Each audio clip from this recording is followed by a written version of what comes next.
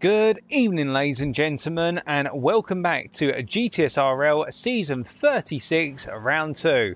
I'm your host, Paul TX141 Walsh, also known as Britain a Spit, depending on what media you follow me on. And tonight, we're back right in the thick of the action with EU Division 2. It's the second week of Season 36, and already Season 36 has thrown up a huge amount of competition, a huge amount of battling with the Group 4 cars, what this being a Group 4 no tuning orientated season. And well, we've got even more action tonight. So without further ado, as we say hello to those of you who've already tuned in, including Zefix Jack in the chat, and we hope you're having a good week so far. What have it been, Tuesday? 3 more days to go before the weekend, of course. The story last time out was that we saw a relative level of dominance from a couple of particular drivers, none more so than MDC 3755, who is currently sitting at the top of our Drivers' Championship standings with an EU Division 2.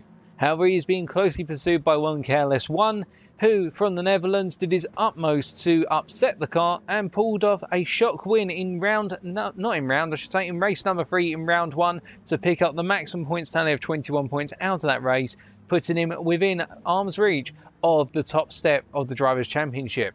But not far behind these guys either is Josh Bosch 956, racing for charity, which we'll come on to in a little bit later, but Josh Bosch there currently in third in the drivers' standings. We'll go into specifics and introduce all the drivers in a short while, but the circuit today, it is Tsukuba. We saw last night in EU Division 1 that it was a great track for battling, albeit drivers had to be literally alongside each other, and we'll go into why that is in a very short while, but it can throw up some fantastic action with 3 races due to take place tonight, 2 sprints, and then 1 longer strategic race. You can be sure that things are going to kick off and it's going to get very tasty. So without further ado then, let's take a look and introduce some of the drivers. And we start off with our championship leader, and that is Mr. MDC.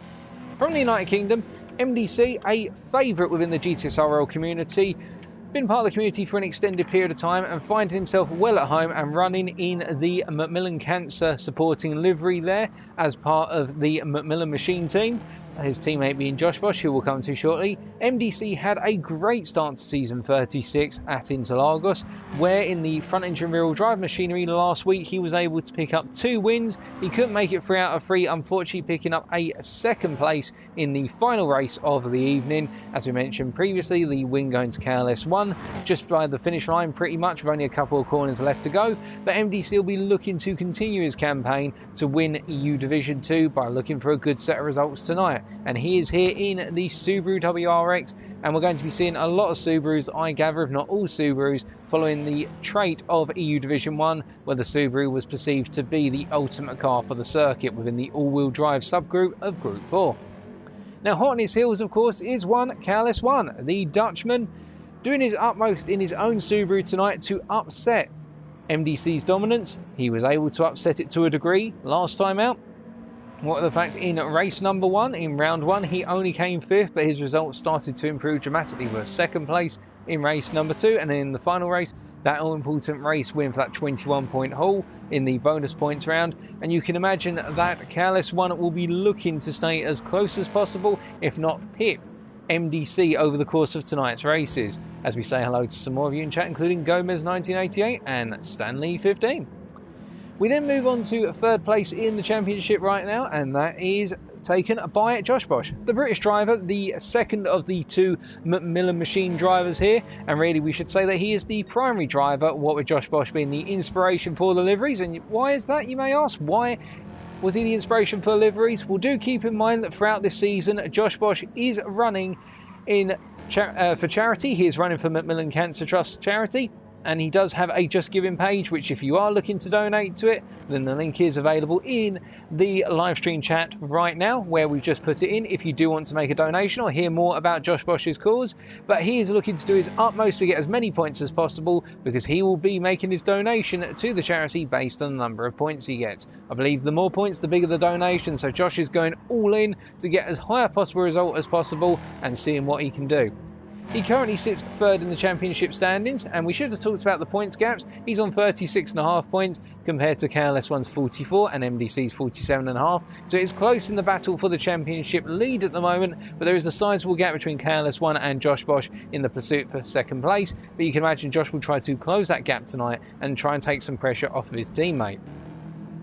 We then come down to fourth in the championship right now, and that is held by one Erlefan, or you will know him on screen as what will be Peachy Erler.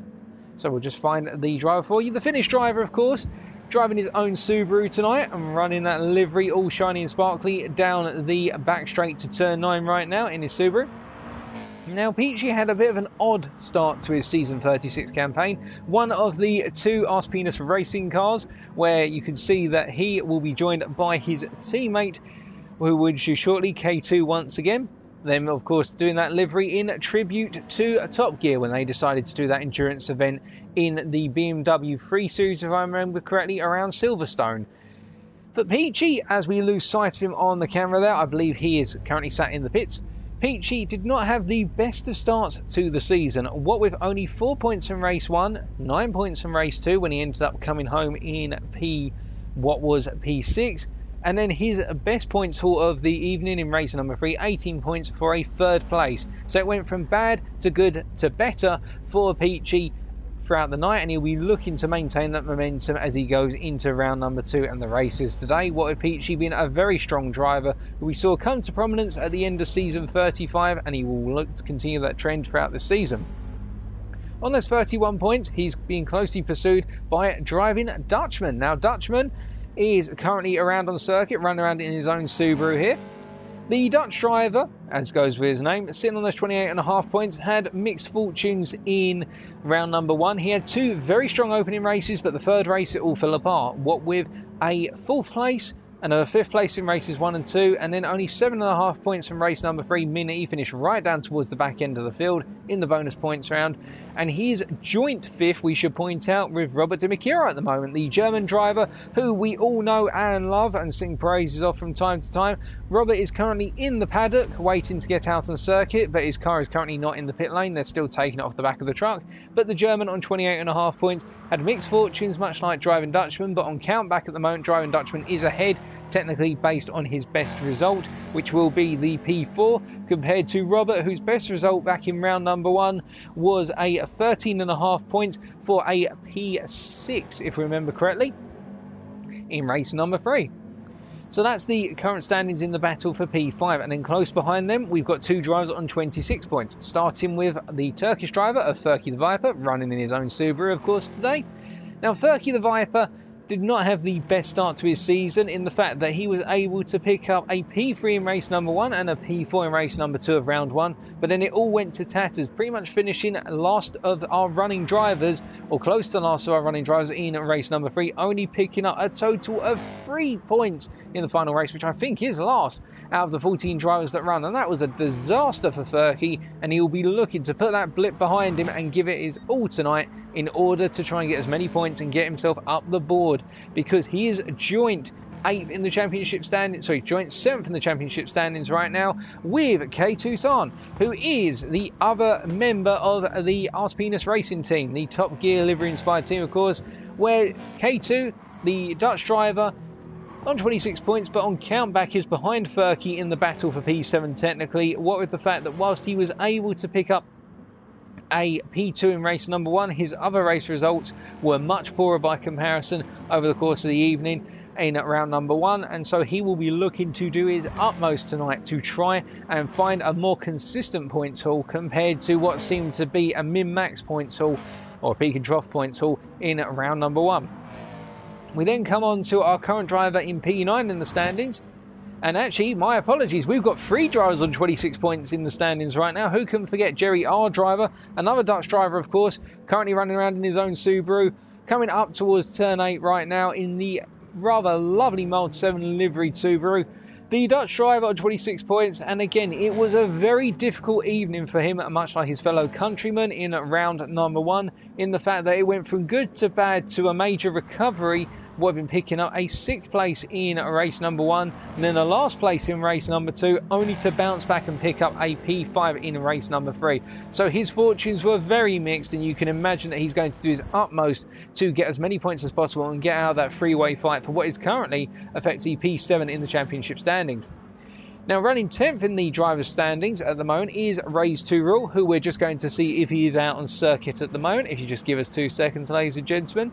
And we are hearing that he is not currently at the circuit, so he is still on his flight. I believe he's got a long-haul flight from Canada, if I'm remembering his nationality correctly, but he will be making his way over in due course. He's trying to get here as soon as possible, but Raised to Rule, one of those drivers who can be counted on to throw in a few surprises left, right and centre here. You never know.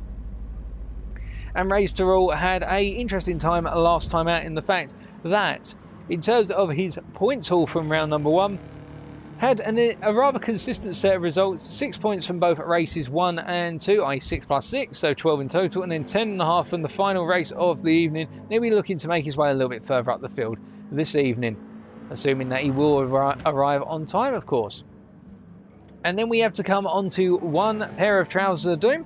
The United Kingdom driver here, the British driver in his own Subaru WRX, in the rather lovely liveried Subaru that is, as he makes his way around the Chubba Chups livery, of course, the blue and red contrast there, sitting on 20 points in P11 in the championship standings, had a very difficult night in round number 1 in the fact that he had 2 disastrous results, it could be argued, picking up only 5 points from race 1 and 3 points from race number 2, but he was able to bounce back in the bonus points round in race number 3, picking up 12 points for what was if we remember correctly, a P7 in the end. So he'll be looking to try and build on that form that he found at the end of the session as he goes into tonight's trio of races. You then got a further 3 points back to Roland 92, who is currently 12th in the championship with 17 points. So Roland, you also know him as Arduck, or R Dutch, as he changed his name to at the end of season 35 to avoid confusion and the fault of his username being R Duck Killer, causing people a lot of anxiety about is he going to murder the poor ducklings. Well, I can promise you that we've had a nice long conversation with the Dutchman and he's not planning on causing any harm to little ducklings. He loves them instead. But he's currently sitting quite a way down the standings in that 12th place. And again, it was a bit of a difficult night for Dutch. He just couldn't seem to put together a strong result no matter what happened. And his best result came in the form of 9 points in race number 3 in round 1. What would have been picking up, it would have been 6 as standard. So approximately what would have been P10 in the standings on that final result of the evening. And then it's 10.5 points to head down towards Simfab, who is our German driver. Of course, running around in the Subaru WRX with the time attack inspired livery based on the TT or the time trial of Man-Time Trial Subaru, which is also available in GT Sport, albeit that is a Group X car, whereas Simfab is running the Group 4 car tonight and has copy-pasted that livery or replicated that livery onto the car, and it looks fantastic, I'll tell you what. But the German driver here sitting on 10.5 points as he makes his way into the pit. Bit of a difficult time last time out for Simfab in the fact that he found himself running towards the rear of the field pretty much in all 3 races, but it's not to say that he can't have a better set of results tonight. Perhaps Interlagos just wasn't his circuit and he'll be looking to achieve more at the tighter and twistier circuit with the all-wheel drive machinery available to him. And then last but not least of our drivers in the standings right now is one Valave 19, who is currently sat in the pit waiting to get underway with the Chubba Chups inspired livery as well. The British driver having a disastrous time at Interlagos in the fact that nothing seemed to come together, the connectivity all fell apart as well, and he picked up no points whatsoever, and he'll be looking to put some points on the board today. So that's how it currently sits in terms of our Drivers' Championship, and we will have to wait and see how our drivers progress tonight. But meanwhile, in the Constructors, we come on to Team Macmillan then. The Macmillan guys, consisting of MDC and Josh Bosch, currently sitting at the top of the Constructors standing with a grand total of 84 points. They picked up a huge haul by comparison with their competitors last time out in Interlagos. And you've got to go a long way back, almost 30 points back. It's 27 points in total back to the second place team as it currently stands, and that is Arspinus Racing. Whereas we look around the field right now and we are just flicking between our drivers, and we're just looking over to Josh Bosch because he is the second of our Macmillan drivers, of course, when we mention them. But as we come over to Ars Penis Racing, then currently sitting on those 57 points, we're an equal split almost between Peachy Erla and also K2. Peachy Erla being here, of course, and then K2 running elsewhere around on the circuit. But they are being closely chased, only 2.5 points between them and Team 4, who are sitting third in the championship standings, consisting of one Furky the Viper, and alongside him, his teammate, of course, is Dutchman, who we will find out on circuit for you. Well, actually, he's in the pits right now, just taking a moment. And then behind them, currently sitting in that is not our... Oh, my apologies, I'm getting names mixed up here. There is Dutchman, almost got the wrong person. And then currently sitting in what is P4 in the standings on 54.5 points as well. So actually we do technically have a tie for P3 right now in terms of the Constructors' Championship. 54.5 points as well is Team 7, which consists of Careless One. As we go and find Careless One out on circuit for you. And in fact, he's just parking up. He's going to be doing a practice start, I believe. So we've got Careless One there, and he is joined by his teammate Simfab, of course. Careless One having the lion's share of the points right now at the two team members, but don't count Simfab out after tonight. And then fifth in the constructor stands on 51 points, so only 3.5 of both Team 7 and Team 4 is Team 1, consisting of Race to Rule, who are still waiting to turn up to the circuit. And we've also got within there Robert DeMicchero, who is currently running around on circuit. And here is Robert. In fact, we can introduce him on screen for you, running in his own Subaru, of course. And Robert having an interesting time last time out, with the results gradually getting better over the course of his evening at Interlagos, which started off with a P8, then it was a P7, and then to wrap up the night, I believe it was a P6. So Robert saw his form improve over the course of the night in that rather lovely livery, that neon yellow liveried Subaru there, as we're getting our first start check underway. And then we've got the Benetton Tribute Racing Team, who are currently P6 in the standings, consisting of Roland 92 and Jerry, the race car driver. So these guys known as R-Dutch and also R-Dutch, and we've also got Jerry R Driver. They're currently sitting on 43 points. And then last but not least in the constructors right now is Team Chubba Chups, and they consist of Valave and Trouser Doom on 20 points. They've got a lot to do to make their way up the constructor standing as we get our first stock check underway. And of course, this is to make sure all of our drivers can pull away, so we're just going to wait and see how that kicks off. And of course, it's a lights out and away we go, and it looks though everybody has had a safe start this time. Everybody has been able to get away nice and sound, and nobody has been caught at the line. So this is promising in terms of what to expect as we do more stock checks. But everybody having a good run off the line, and everybody getting through cleanly through turn 1. In fact, coming up to turn 4 here, are we going to get some crazy missiles being thrown into the corner?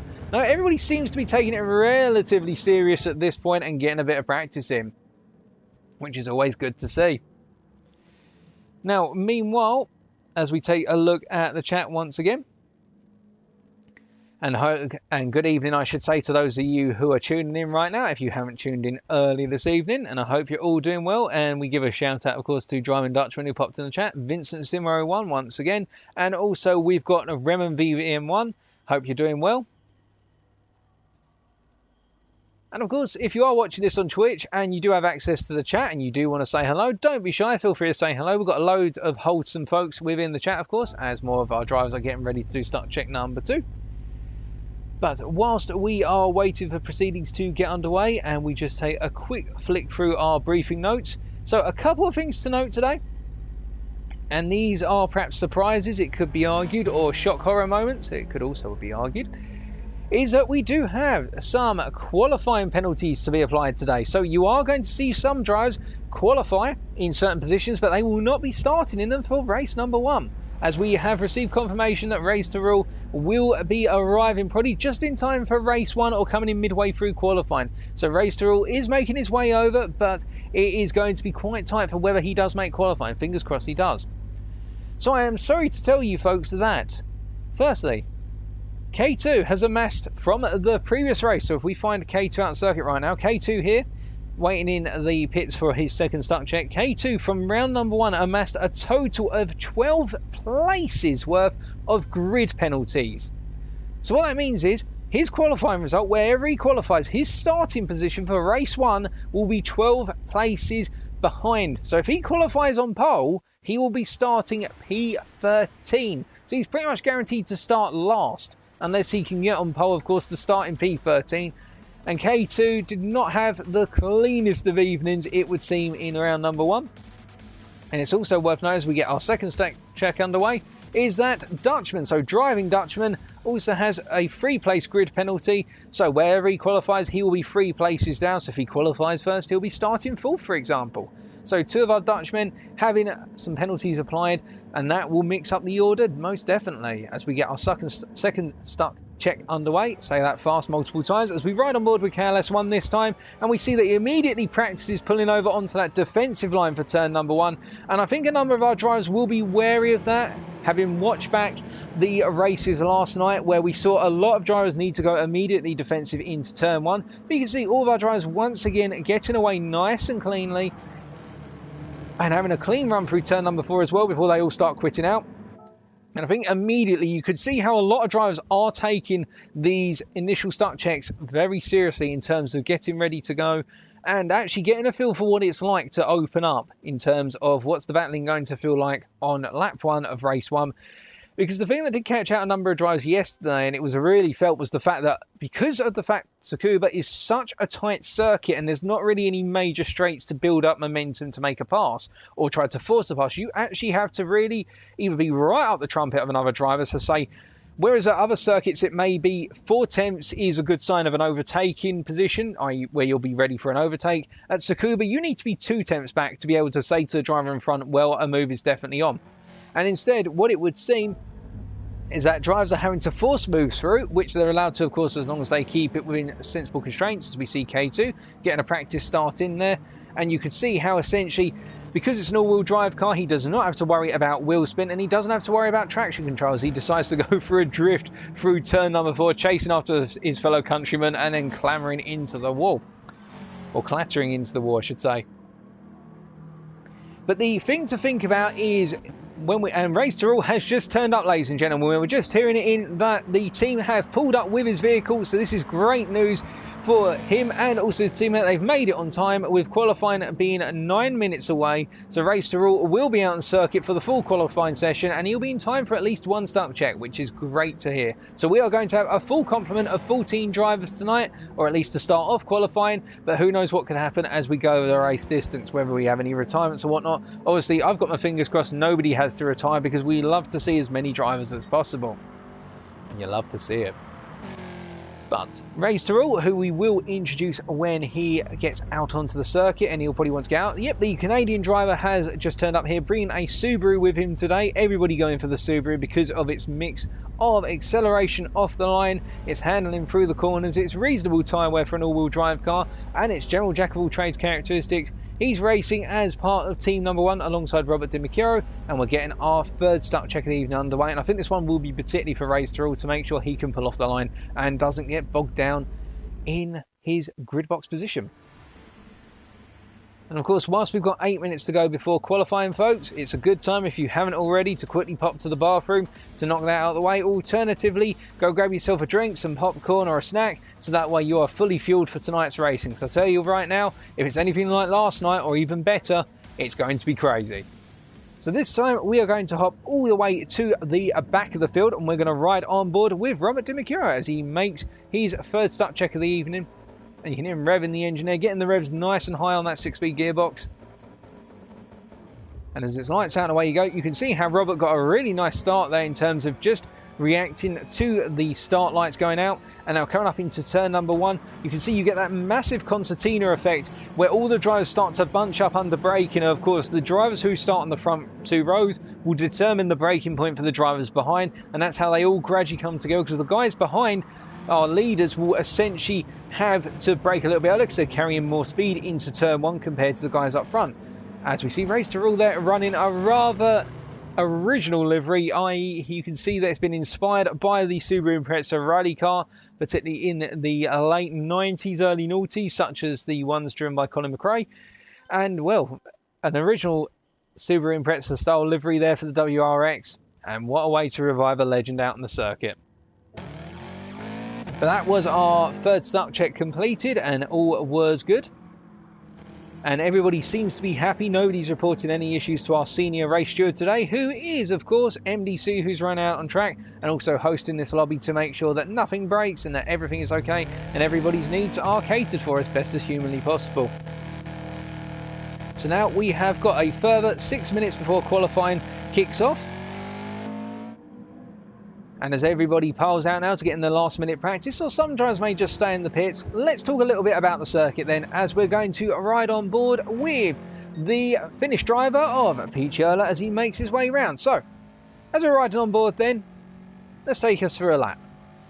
So he's going to come up to the final corner, and of course with there being 9 corners at Tsukuba, the idea around here is you want to carry as much momentum out of the final corner, an extended right hander with a delayed apex, as you go on to the next lap. So coming across the start finish line in 4th gear, coming up to turn number 1, going to be braking down to 2nd gear, trying to take a wide entry line here, and you'll see that he's going to trail brake as much as possible into 2nd gear to get as late as possible on apex in order to then get on the throttle and shift up to 3rd gear to power down turns 2 and 3 before coming up to turn 4, the second of the hairpins. And as he comes down, he's gone a little bit deep, but he'll be able to catch that back by being in 2nd gear and letting the car rotate through the corner before turn 5, a lift off here in 3rd gear, using a little bit of the the apex curve, and now he's got to go through turns 6 and 7, 2 left-handers back to back before the heavy braking's over the slowest corner on the circuit, and that is the turn 8 hairpin, the third of the hairpins, where he goes a bit deep, Peachy, but he does get it back once again, gets good acceleration out the corner there, and now in the long run down to turn 9, the longest straight of all the straights on the circuit, of which there are only really 2 straights. And now turn 9 here,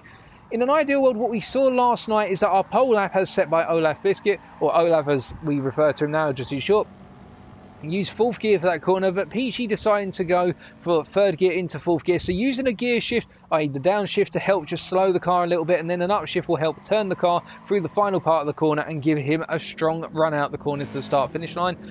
In terms of our laps then, what can we expect tonight? Well, pole in EU Division 1 last night was a 56.7. We've already seen from the likes of, say, Peachy, laps of a 57.1 on a full tank of fuel and 1 lap fresh tyres. So that could mean we could be once again seeing 56s in qualifying for our pole lap. Say a 56.9, we may see that. I reckon as a minimum, however, pole will be a 57.0, if not a 56.9. These guys are not too far behind the EU Division 1 guys, and we're expecting really the majority of the lap times to fall within the 57s, perhaps 1 or 2 58s for the unfortunate drivers or the drivers who find themselves off the pace tonight, but even those are likely to be low 58s. It's going to be very close in qualifying, and I don't think we can really put a coin on saying who is going to be the fastest driver in qualifying right now. We know that if we base it on the previous form from round number 1, that MDC, who we're riding with right now, while the 2 Macmillan cars should be right up the front, but of course what favours one driver in a previous week, such as Interlagos and front engine rear wheel drive cars, as you can see MDC and KLS1 experiencing a little bit of battling into turn 1 and using that as practice to get something on their radar and to get a little bit of a heat in both their tyres and also their minds, in terms of we're going to experience a lot of fighting today. As you can see, they're going side by side into turn 4 and playing around with one another, keeping it all nice and clean of course. We can't expect that the form of round 1 is going to be translated immediately into round number 2. And so I am expecting there is going to be a bit of a shake-up, and we may see some winners from the previous round start to fall a bit further back. And of course we do have to keep in mind the grid penalties that are being applied to K2 and also driving Dutchman. At K2 with the 12th place grid penalty and Dutchman with the 3rd place grid penalty, as MDC returns to the pits and almost causes KLS1 to rear end him. But that is, of course, all of our order, and we're just counting down in anticipation. And I'd just like to, once again, I do apologise if you consider this spam, but I see this as an important and charitable cause. But in the chat of this stream right now, I'm going to be posting a link to Josh Bosch is Just Giving page. Josh Bosch, remember for reference, if you weren't here last time out, or you missed this, or you've forgotten about this, Josh Bosch is racing for charity over the course of season 36, and as a result, every point that he's able to achieve will increase the donation that he's going to be providing to the Macmillan Cancer Support Trust. But of course, any donations that you wish to make, even if you just simply spread the word of his Just Giving page to other people who may be interested, any support you can provide will be well received by both Josh Bosch and also his teammate MDC. But Josh is the one racing for charity alongside his inspired teammate, and it is Josh Bosch whose cause that you'll be donating to. And we of course wish these guys, along with all of our other drivers, the best of luck today, but particularly so Josh Bosch, who's doing a great thing for charity. But that is really it, and to answer people's questions in terms of why were penalties given to K2 and Driving Dutchman. So if I remember correctly, a good number of the incidents that occurred in round number 1 over the course of the 3 races. Over the course of the race evening in round 1, K2 caused a significant number of incidents, particularly in race number 3. Let's not forget when K2 decided to make his recovery drive, because he had a disastrous race if I remember correctly. He did make a lot of very daring moves, which some of them could be viewed as push to pass, and that's what our stewards considered them to be, and that's why he was given a significant number of penalties. And I believe Dutchman, a similar situation occurred whereby he picked up a couple of penalties, or not a couple of incidents whereby it was attributed that they were sort of incidents triggered by him and they weren't put down to racing incidents, and that's why he's picked up a 3-place grid penalty. At least that's what I've been informed by the stewards as far as I'm aware, and that's where we're going to leave it be. We've got one more start check to go and then qualifying will be underway. And I also should point out to you, ladies and gentlemen, that this is Josh Bosch's 100th GTSRL race today. This will be his 100th start as of today's race in race number 4. So race 4, the first race today, will be his 100th start if you exclude start checks. So we're doing one final start check then. And this time we're going to take another external camera and a sip of water, and then we'll get qualifying underway as we see it as a full complement of Subaru WRXs.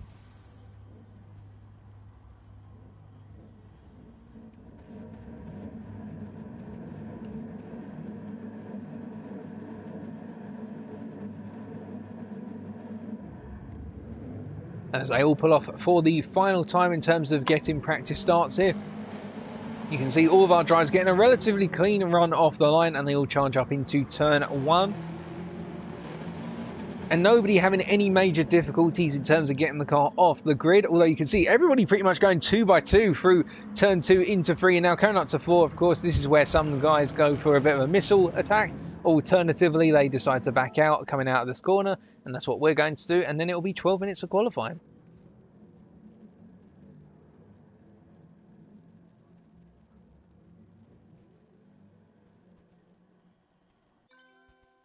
Alrighty folks, so with that we now have 12 minutes of qualifying, so our drivers are going to be charging out of the pit lane to get things underway, and our lead driver who's going to be taking us around for the first round of qualifying laps will be the Arse Penis Racing driver of Peachy Erler, the Finnish driver with MDC close behind him, and then Dutchman a bit further back, Driving Dutchman that is. Now, things to watch out for. Peachy in the warm-up before today's races, so in the practice session, was one of the faster drivers. We'd expect Peachy to be towards the front of our groups tonight. But of course, everything could be turned upside down. The tables can turn within a hair's width. Notice as Peachy goes incredibly deep into turn 8, and that is going to completely compromise his qualifying session straight off the bat. He does recover, but that means it will be MDC instead, who is going to be the lead driver running all of our drivers around. Well, I think Peachy was not anticipating to make that sort of mistake so early on in qualifying, but he'll hope to get those mistakes out the way in the qualifying session because he won't want them to occur in the race. So we're going to ride on board with MDC as he gets his first qualifying lap underway then. So coming across the start-finish line, coming up to turn 1, breaking down to second gear. Now, will he go late for the downshift to second? No, he goes early for it, so he's going to rotate through in second gear completely. Gets on the accelerator nice and early and charging up towards turn 4 now, slamming on the brakes as he comes out of turn 3 here.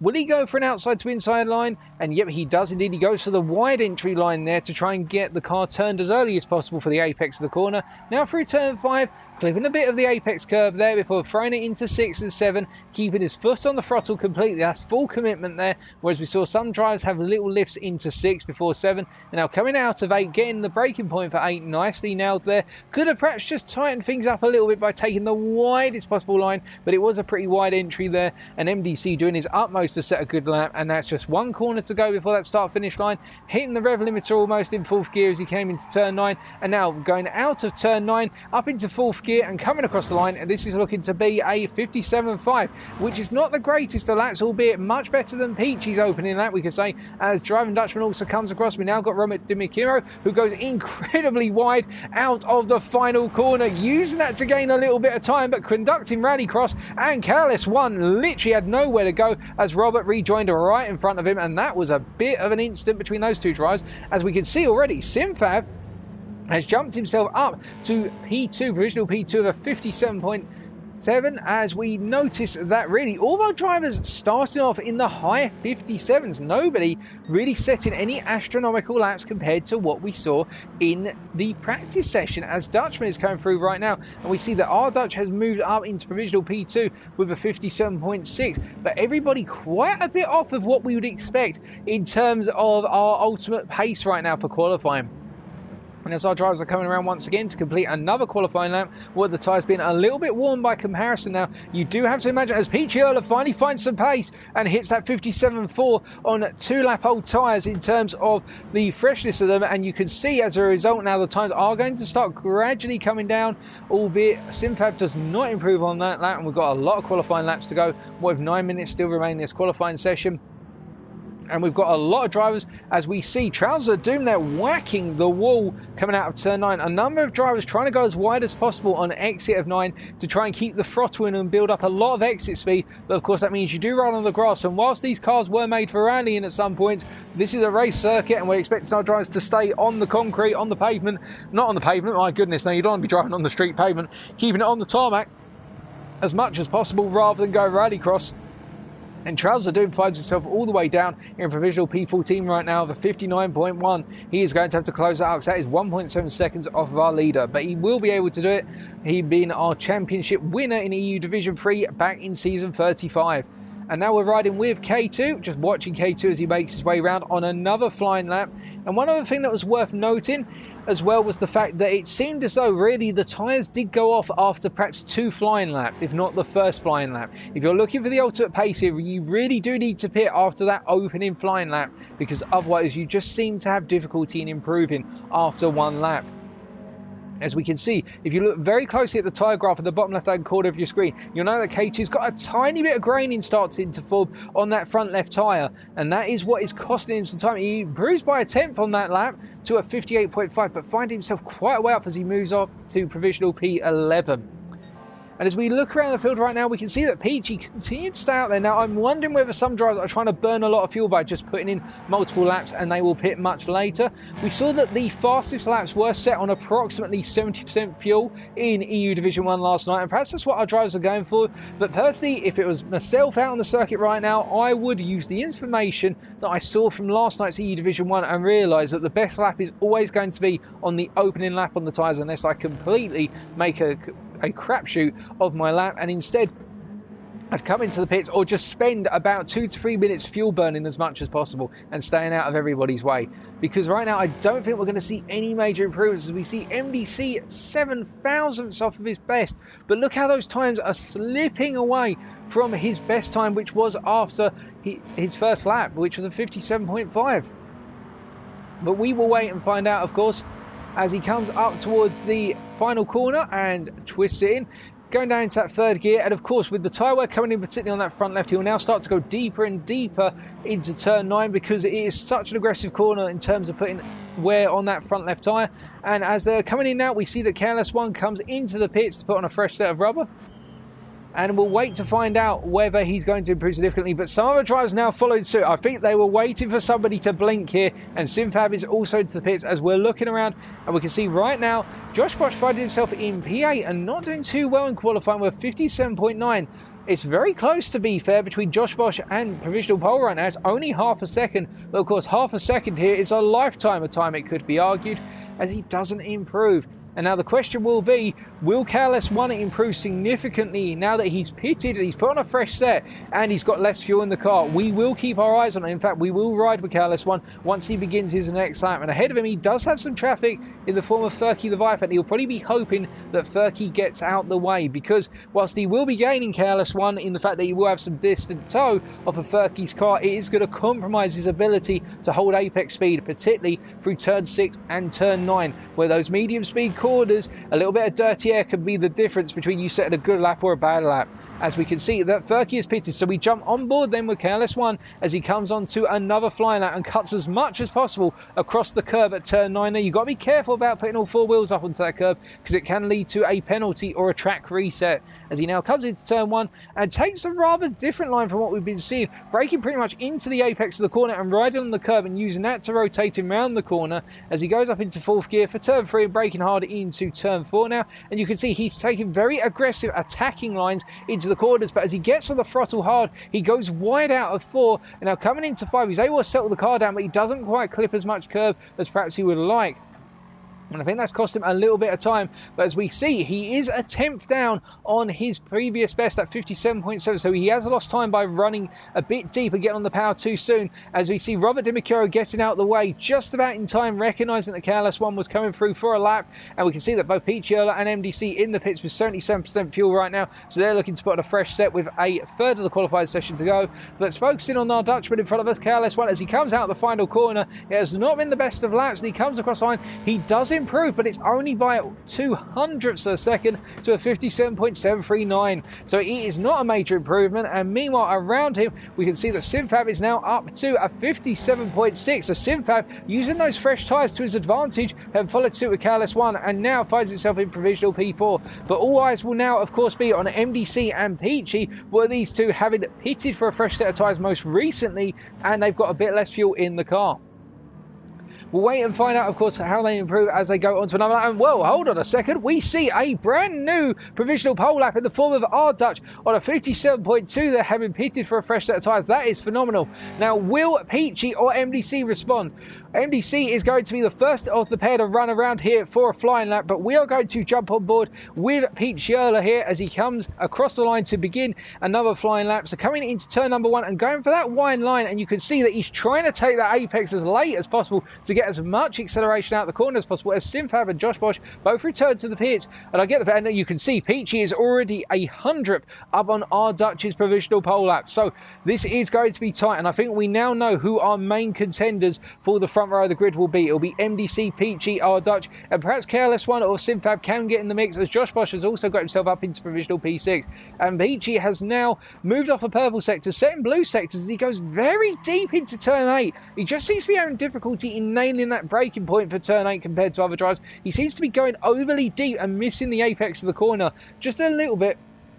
We're now charging up into turn 9, final corner, of course, and as he comes around, we will see whether MDC improves first. As MDC comes across the line, he does not improve. And what about Peachy? Does he improve?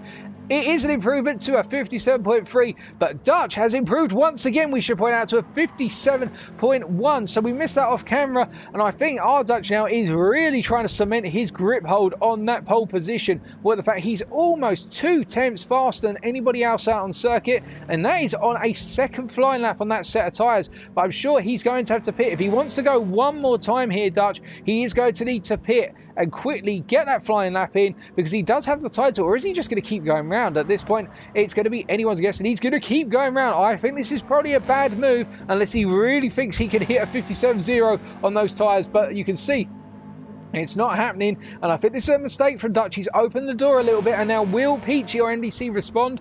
Well, MDC is staying out once again. I think he's not going to improve that much unless he completely bungled that previous lap, and as he comes across the line this time, it's not an improvement. Peachy also follows suit, staying out on circuit, and does not improve either. So they've missed out on an opportunity to get a fresh set in and one more major lap. They're going to have to do something special on their current tyres. As KLS1 comes around, does not improve, as things are settling down now with 1 minute left in qualifying here.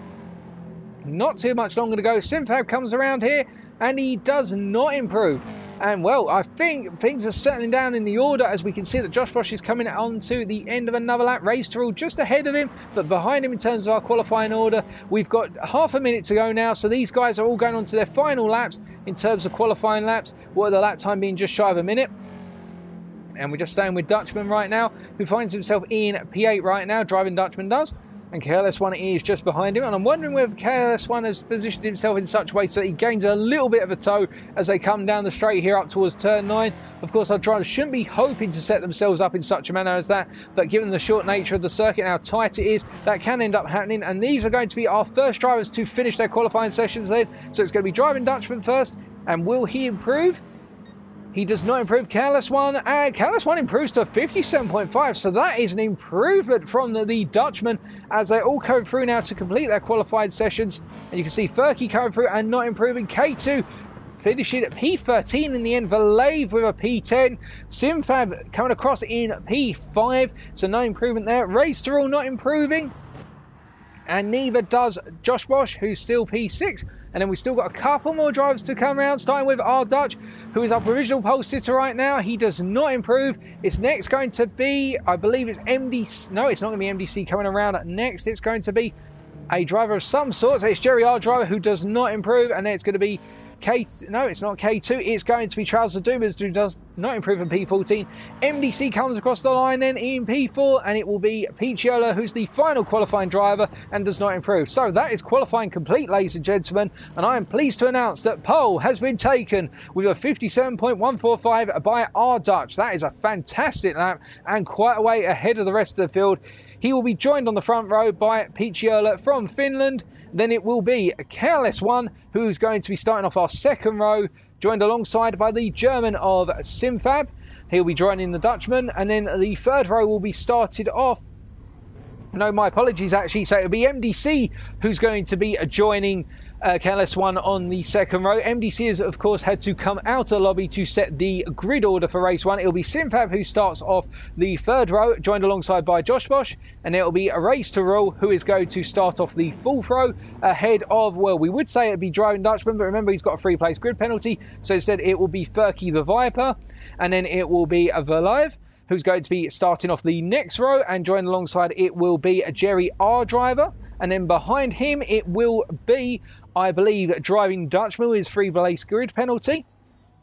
And then behind him it will be Robert Dimikiro, who will be joined by Trousers of Doom, remembering that K2 has a 12-place grid penalty, so he will not be starting in P12. He'll be starting right at the back. And, well, the final driver will be K2 in terms of our order for our start of race number 1.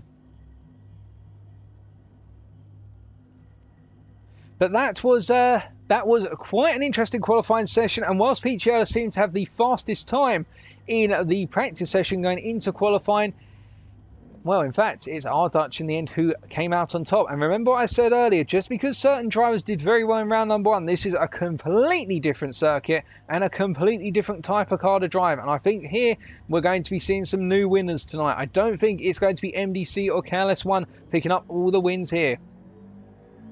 But we will, of course, have to wait and find out with only minutes to go now before we get our next our next event underway, and it'll be race 1. Now, what about the free races tonight? Well, we've got 2 sprints, 10 lappers, and then we've got a endurance race, well, more of a strategic race, we should say, of 21 laps.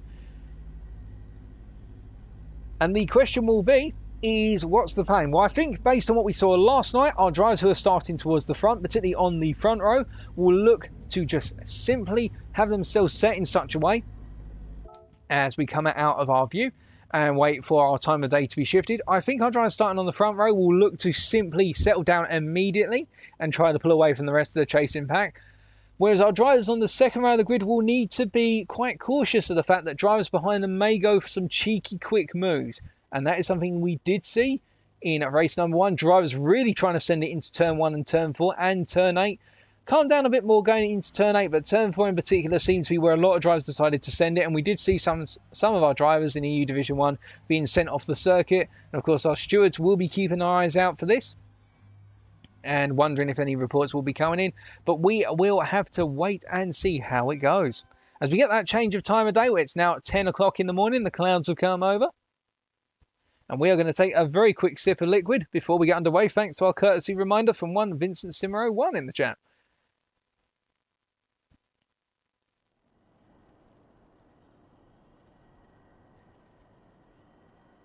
So we're waiting for our drivers now to essentially log themselves in on the grid. so that way we can get underway with race number 1. They just need to ready up.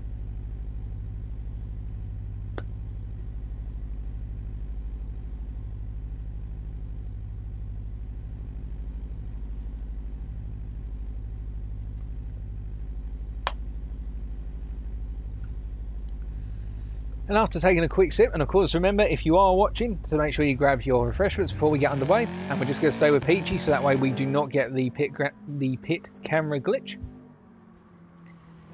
My prediction will be that we're probably not going to see too much happen towards the front, but it's going to be all chop and change further down the field in race 1 as everybody tries to make their way a little bit up the field in order to try and get themselves better set for race 2, and then all importantly race number 3, where all the strategy comes into play and the big points are up for grabs. As we say hello to some more of you who are tuning in right now, including Name of the Moon in the chat.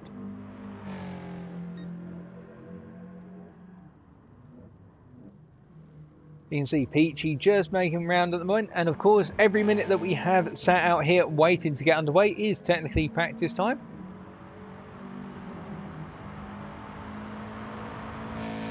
As I believe race control is going to let us know that race number 1 is coming at us right now.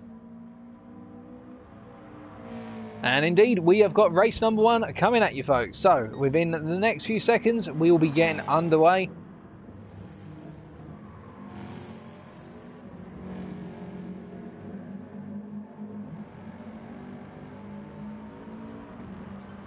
And here we go then, folks. Race number 1, the countdown has been started. And it's going to be 10 laps that separates our drivers from a potential shot at the podium and that all-important race win. Who will come out on top? Let's find out.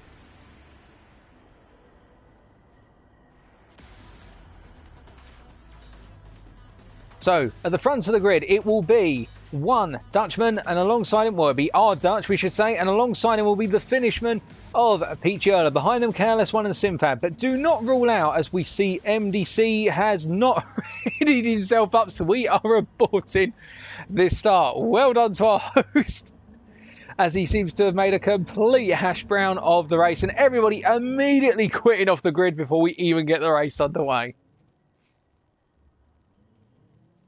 So we're going to have to ready up once again. Long story short, if you're wondering what on earth happened there, it was essentially that it looked as though our race host decided to start the race but didn't actually ready up for the race.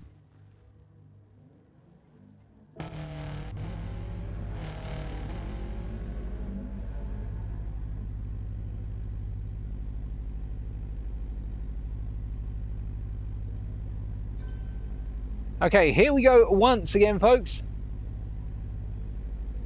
We are going to be getting race number 1 underway this time with the full complement of cars.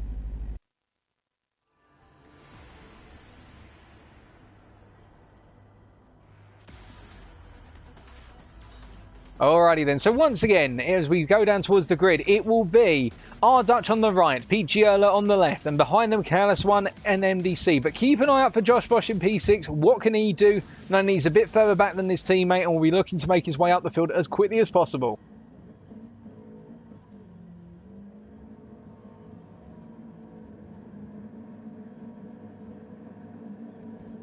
It's lights out and away they go, and it looks as though we can see that MDC has had a relatively strong start, although Careless One has had a really good start, and maybe I'll pip MDC up into turn 1 as they all come in then for the first time asking. You can see that Careless One didn't quite carry it through to a place, but Josh Bosch going for the move, immediately going into turn 1 on Simfab, and Simfab has dropped a place to Josh Bosch, and Josh Bosch now finds himself in P5 as we see a driver getting knocked wide off the circuit there. That's our Dutch, also Peachy going off, and that means MDC is up into P1. It was all kicking off then. Careless One is behind him. Simfab back up into P3 ahead of Josh Bosch, who got run wide a little bit at turn 4. And behind him is Furky the Viper, as Peachy has now got it all to do in P6 as Race to Rule goes for a move up the inside into turn 8. The Colin McRae inspired liveried Subaru Impreza WRX there, making its way round up into P6. And K2, having started practically last, if not last in fact, is now up into P7. And Peachy alongside the two like-for-like drivers of Vast Penis Racing, of course, don't want to fight each other too much and need to settle it down. So after one lap, it is MDC ahead of Careless One, Simfab behind, then Josh Bosch, then Furky the Viper and Race to Rule. Behind them, K2 and Pete Chiola, driving Dutchman in P9, but Jerry R driver going for the move into turn 1, and he's going for it, and he's got it by looks of things. Behind them is Robert Dimikiro, and then behind them Trouser Doom and Vilive, and behind them you've got our Dutch, who's just had a disastrous opening race, and the two Chubba Chups racing cars at this point calming it down as we see ahead of them. Meanwhile, we've got Pete Chiola forming a little bit of cork in the bottom, and Robert Dimikiro going for a move into turn 4 on Jerry R driver and getting it done whilst he was trying to sort things out. Jerry was with driving Dutch, but it looks like Robert's been the opportunist. But ahead you can see that Pete Chiola going for a move on Race to Rule. He's trying to get back at him, and he's got back at the Canadian, who's gone very deep and wide into turn 8, and that means Pete Chiola has moved up the field and now finds himself in P6 as Race to Rule and Dutchman are going side by side up into turn 9 on lap number 2, and Dutchman trying to hang it on the inside, and Race to Rule going to hang it around the outside, but he's going to lose so much momentum by doing so, even though he's got very grippy tyres, and he's just dropping places. As Race to Rule now to consider going defensive against Robert Dimikiro, who's going for the move on the inside, but Robert hasn't got too much of an overlap, and Race to Rule taking a wide line there, being conscious of the fact Robert was on his inside, giving him ample space. But you can see Race to Rule carried the right amount of momentum, and Trouser Doom going for a move on Jerry R driver up into turn 4. Will he get it done in the battle for P11? It looks as though Trouser Doom has got it done, but ahead of them, it's all kicking off once again in the battle for P8. Race to Rule just forming a little bit of a traffic jam, because behind him Robert Dimikiro and K2 battling over P9, and it looks like they've calmed it down a bit as Robert looks to the inside. He doesn't go for the move, and Trouser Doom tried to just simply sneak a move on the inside of K2 or make it look like he was going to. Meanwhile, up front, let's not forget we've got drivers up front. We can see that Furky the Viper has got ahead of Simfab, and he's made his way up into P4 as hold on a second, and Simfab has gone wide out onto the grass, and it's a disaster for Simfab because he's dropped all the way down the field, and the German was doing so well running up in the top 5, and now it's all in tatters, and now he's got a huge recovery work to do, not over the course of just this race, but I suspect the entire night, as he's all the way down the back end of the field. So it's gone from good to bad to worse for the German, as MDC finds himself pulling away from Careless One, and Josh Bosch now has a huge gap between himself and Furky the Viper in P4. Furky will be happy with that P4, but you'll know that he's got the fast charging fin of Pete Chiola getting ever closer, and behind them you've got Dutchman holding on right now to P6 ahead of Race to Rule and Robert Dimikiro. As Race to Rule picks up a half-second penalty, that must be for track limits, but that is a really odd way to pick up a penalty, and it's very difficult to get a penalty at Tsukuba, but he's managed to do it, so there's an achievement collected there for Race to Rule, and you can see that as a result, that means that Robert Dimikiro has now made his way up into P7, and also K2 has got through as well, so the Canadian has lost 2 for a half-second penalty. That's a disaster, as we see further back, Trouser Doom keeping it nice and defensive against Jerry R driver, but going a little bit deep on exit of 9, and what that means is we're now going to have a move from Jerry R driver as he comes up in, and then looking behind you can see that R Dutch also going for a move, and in fact the two have come for it, and Vilive has come into contact with his teammate, and that means Trouser Doom has dropped down to P13 as Vilive has made his way up into P11, but they're constantly chopping and changing for that final spot in the top 10, with Jerry R driver now holding on to it. And as we look further up the field here, in fact we can see that Careless One really being pressured by Josh Bosch right now as we jump on board with the British driver here. He's trying to chase after second place, and you can see that it's very difficult to run in the dirty air at these hairpin corners because you just simply get that understeer invoked in the car. But Josh Bosch doing his utmost to chase after the Dutchman here as Careless goes very deep, and we're going to stay on board as they cut towards turn 1. Are we expecting a move from Josh Bosch here as he tries to get ahead of Careless One and then chase after his teammate to try and make it a 1-2 for the Macmillan team? Well, he's not going for it at the moment. Oh, hold on a second, I say that, and Careless One gets it all sorts of wrong under braking, and that means he's going to lose so much momentum in the charge down to turn 4, but I think Josh Bosch hasn't got enough pace to simply throw the move in. He'd have to do the mother of all sins, but he's still got half a race to go, so there's no need to. As Furky the Viper finds himself in a very similar situation with Pete Chiola chasing after him, and the Finnish driver of course here will want to get past because he'll think I've got the pace to be on the podium, but the first thing you must do to get to the podium, Peachy, is get past the Turkishman, and I think he's going to look for a move here as he goes to the outside. Is he going for the cutback into 8 where you can see Furky has actually placed it very well, but Peachy goes to the cutback in the end, but I think Furky just did enough to curb Peachy's momentum, albeit Peachy's trying to nip himself alongside the Turkishman at the moment. He hasn't got enough, so he's not going to go for the move just yet. And we're hearing that Robert Di Mercurio has made his way up into P7 and no further right now after the whole incident where Race to Rule picked up that half-second penalty for track limits. But we jump back a bit further and we see Picciolo going for the move up into turn 1 then. He's on the inside. I think he carried the momentum through 9 and Furky just realised he didn't have the momentum and he's not going to overfight it here because any major fight is only going to pull these guys back into the clutches of one driving Dutchman. As we can see up front, meanwhile, I think a move was attempted by Josh Bosch, but it wasn't to his fruition, as we can see that Careless One has held on. So we're just going to jump back and see whether there was an attempt. So coming up into turn 4 then, Josh Bosch tried to go very deep and I think he overcooked it on the brakes there because you could see he was going for the cutback, but it didn't work out for Josh Bosch. He's going to have to find another place to make that overtake successfully. Oh goodness me, it's all kicking off in turn 8 right now in the battle for P9. As hold on, K2 has dropped back quite a bit. What has happened to K2? As we see all lights being flashed. So is it, well, he's gone wide at turn 5. He's definitely gone wide and you can see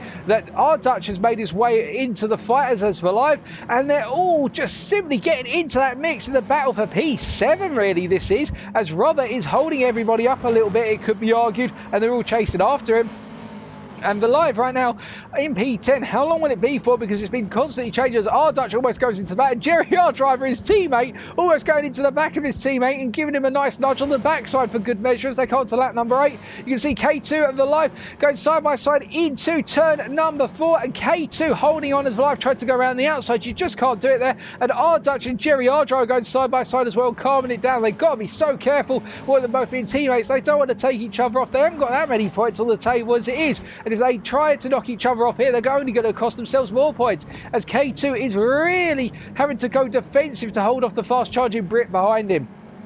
As we look further up, we see Robert still not pulling away right now, and there has been a change for, well, we haven't got any changes for position right now, as we can see that Josh Bosch has actually fallen very far back off a Careless One, a second between the pair of them now. I think Josh Bosch may have made a mistake somewhere, and Furky the Viper having to hold off driving Dutchman, who's getting ever closer to P5, and perhaps with 2 laps to go, he could go for the move here as he's getting closer and closer. That gap has come down now to 3.5 tenths as we see in the rear of your camera shot. That fight for P9 still ongoing and 2 wide as they come into turn number 4 for the 9th time of asking, and K2 nudging the back of our Dutch, Valave knocking the back of K2, and K2's trying to be such a sportsman to hold off overtaking our Dutch because he knows it would have been pushed past, but Valave doesn't recognise that, and instead he's sort of walking, yeah, let me through then if you're not going to put your foot down. But in the end it all calms down, it all settles down. It's so frustrating, I can imagine, for Jerry Aldro, who goes to the move. He goes full send into turn 8 and he pulls it off as we've got a, oh no, and Furky the Viper, what has happened to the Turkishman?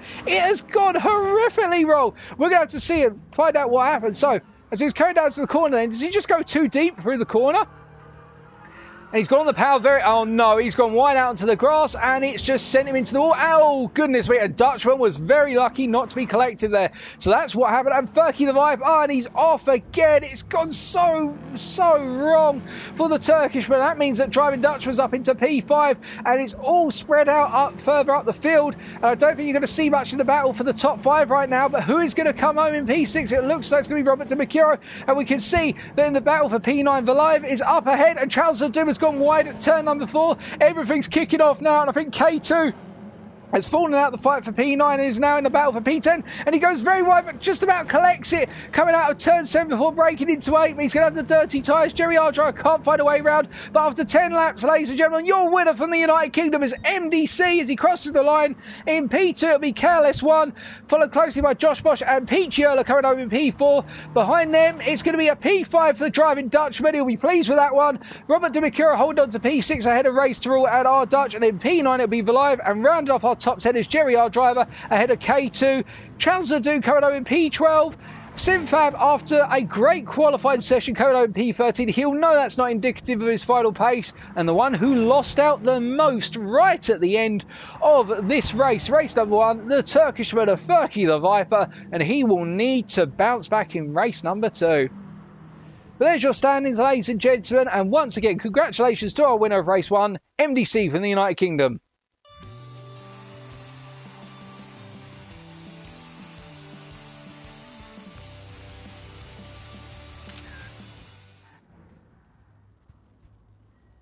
Well, that was an absolutely great start to this evening's racing. We've already had one fantastic race full of battles, but to confirm the results subject to any stewards' inquiries, of which I'm sure that our stewards' mailbox is so full right now that they're going to need to hire additional stewards at this rate.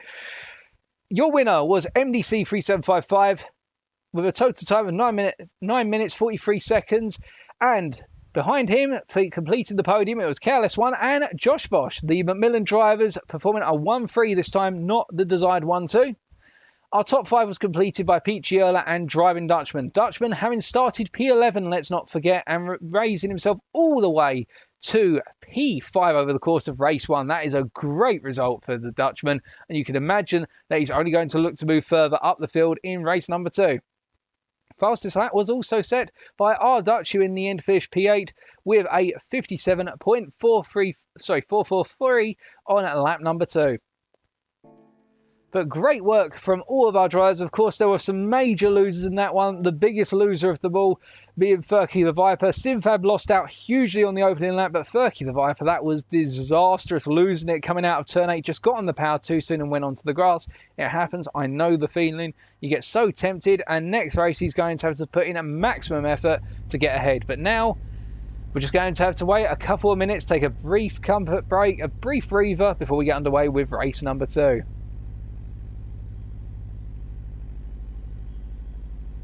Be sure to let me know in the comments section of the stream, i.e. the chat section of the stream, what was your favourite moment in race number 1 and what you're looking forward to in race number 2.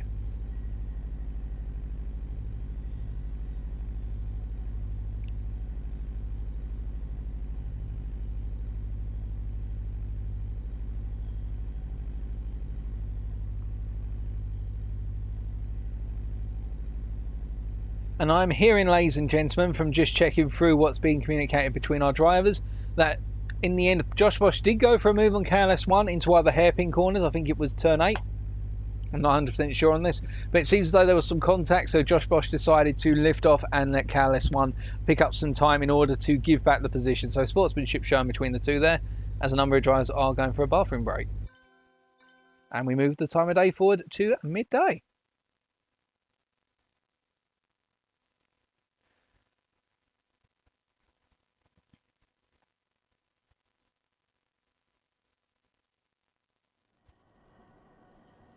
And of course, a reminder to make sure that you drink. Do not drink and drive, of course, but now is the time to have a good drink.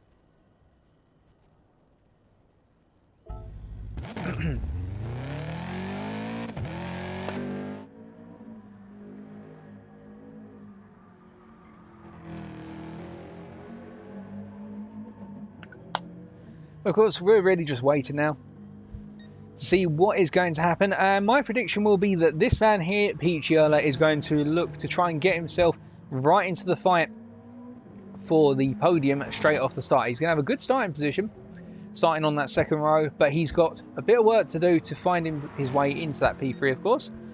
And another driver as well to keep an eye on in this next race in terms of looking to make places will be Mr. Josh Bosch. As we get underway with race number 2, then here it comes, ladies and gentlemen.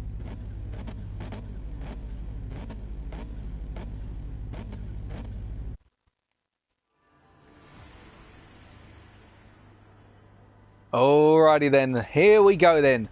Race number 2 coming right at you. On the front row of the grid, it will be MDC on your right, and on the left-hand side, it will be KLS1. But behind them, Josh Bosch and Pete Giola, keep an eye out for those guys. But also keep an eye out for Furky the Viper, starting right at the back in P14, alongside Simfab. What can those two do to make their way up through the field over the 10-lap race? Let's find out.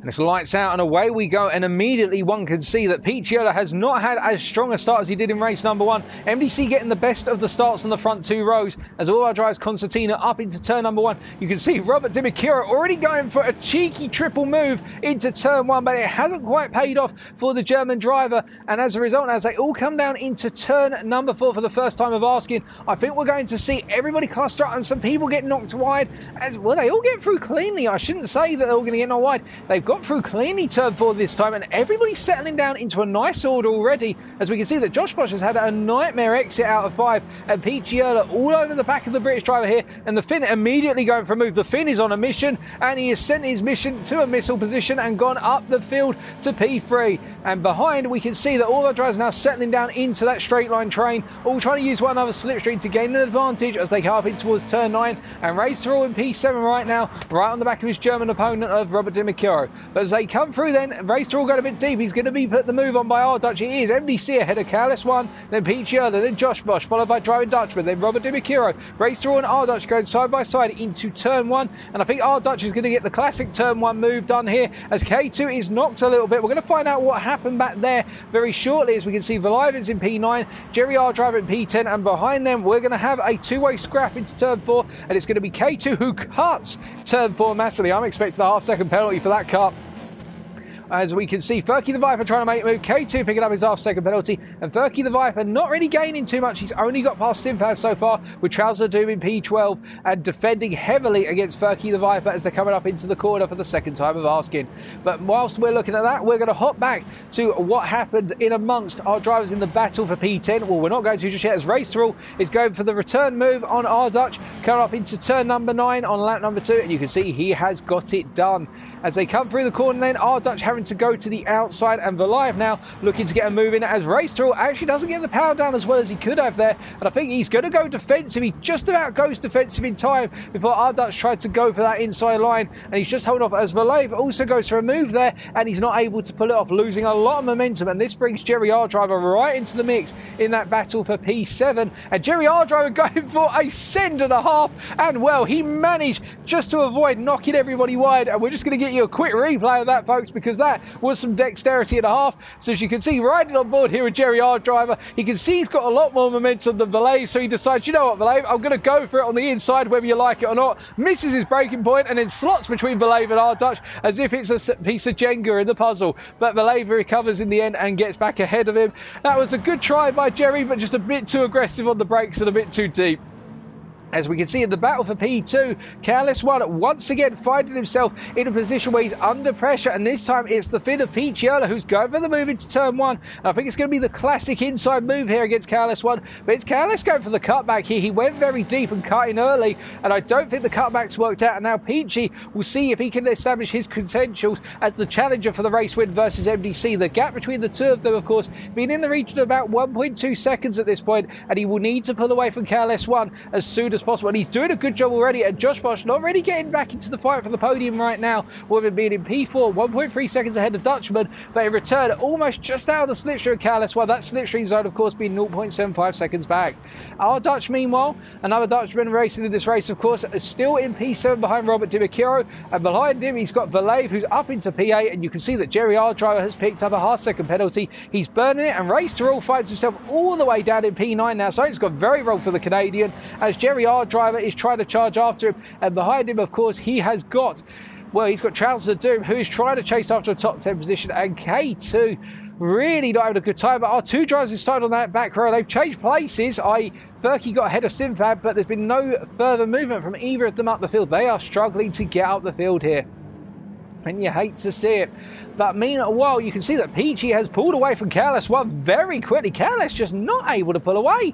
In fact, he's falling back into the clutches of Josh Bosch really rapidly. And one has to wonder whether Josh Bosch has turned the wick up all dirty. Careless One has just hit some poor form right now, because also in this mix is Driving Dutchman. He's getting ever closer to the back of this battle for P3, and you can imagine that Josh Bosch is going to try and go for a move probably within the next couple of laps, as he may feel that he can get back after Pete Giola and help his teammate out and try to secure that 1-2 for McMillan again.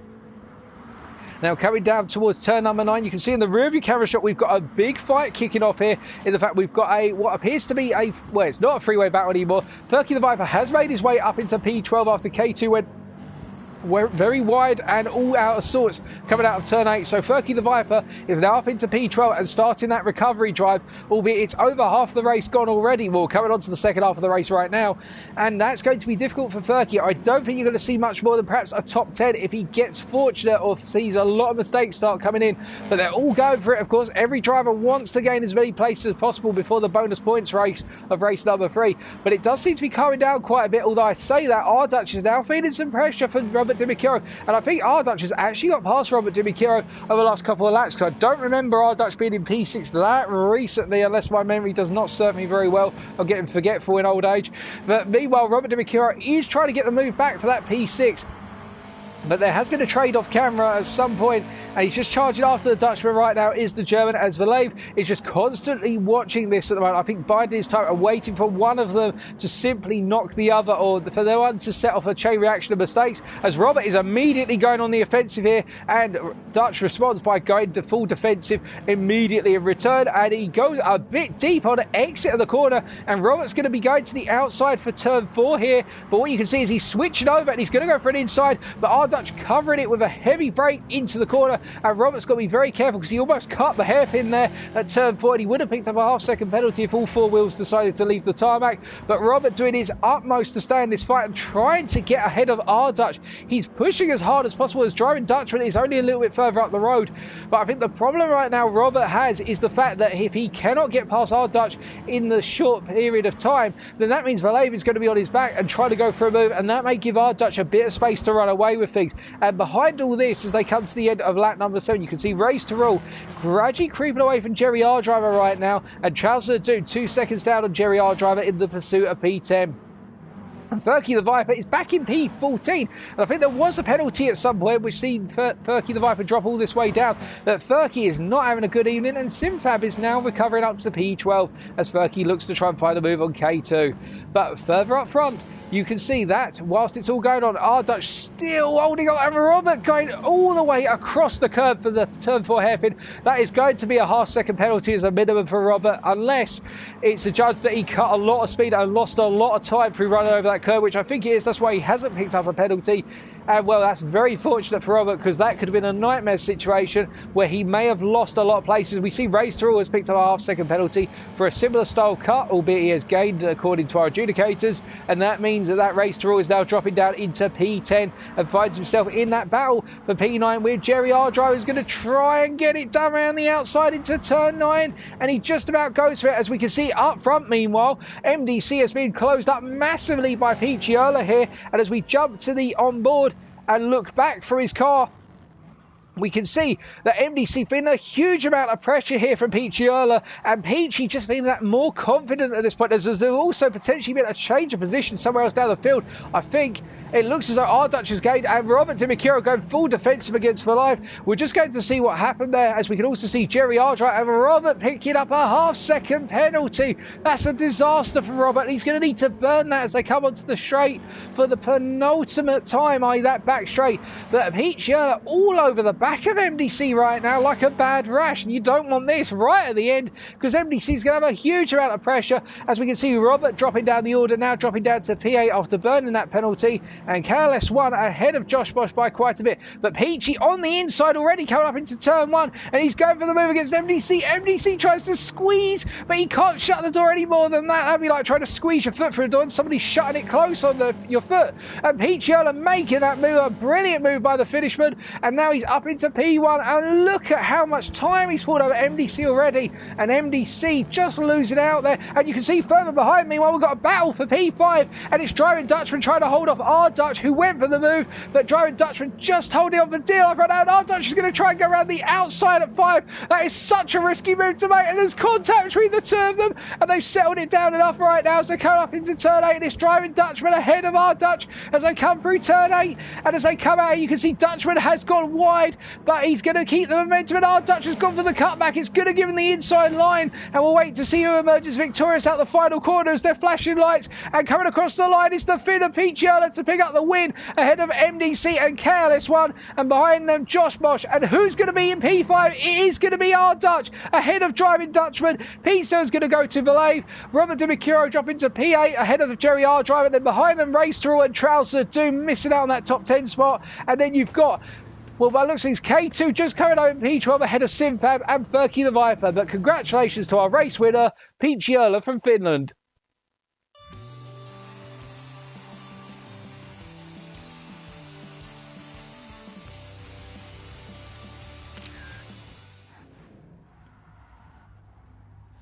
Well, that was, well, we said race 1 was a great race. And race 2 has just upped the ante massively. But there's our standings, subject to Eddie Steward's inquiries, and to round off our top 5, once again, Picciola coming home with the win. We have a new winner this evening.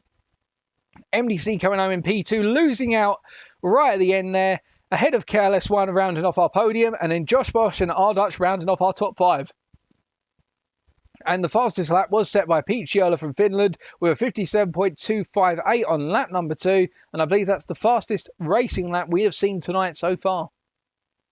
But congratulations to all of our drivers, none more so than Picciola, showing us how it's done with an overtaking manoeuvre that sealed the win on the final lap. And now we come on to race number 3, which is, of course, the strategy race, where we've got 21 laps, a mandatory pit stop, and the big question is, do you pit early, middle of the race, or late in the race, and do you take a tyre change? Now, talking of changes, I'm going to change up my vocal cords, or at least give them some liquid refreshment.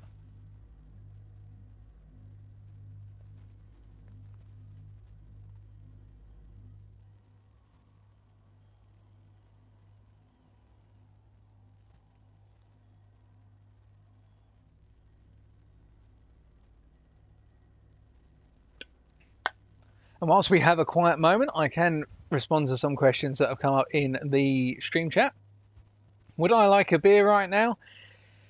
I mean, I'd like to have my full brain capacity to concentrate on the racing, but I wouldn't mind going for a Heineken, alternatively a Spitfire Ale or a London Pride Ale at this point in time, or a Coors Light if we're sticking to beer.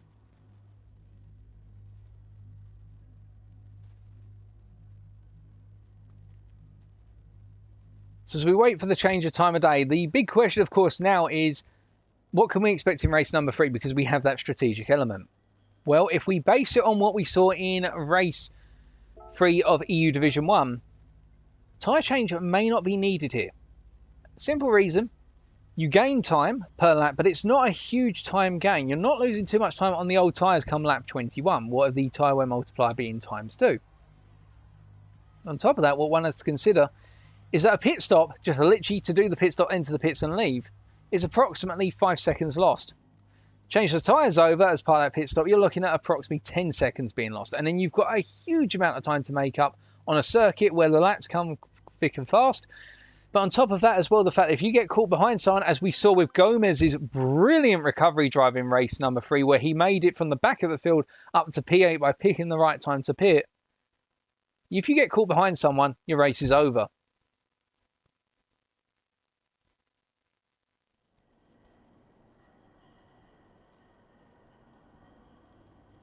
It's a Dutch thing to demolish a hospital, according to Vincent Simmer. Well, I will believe you on that one, but I'm not going to practice that myself.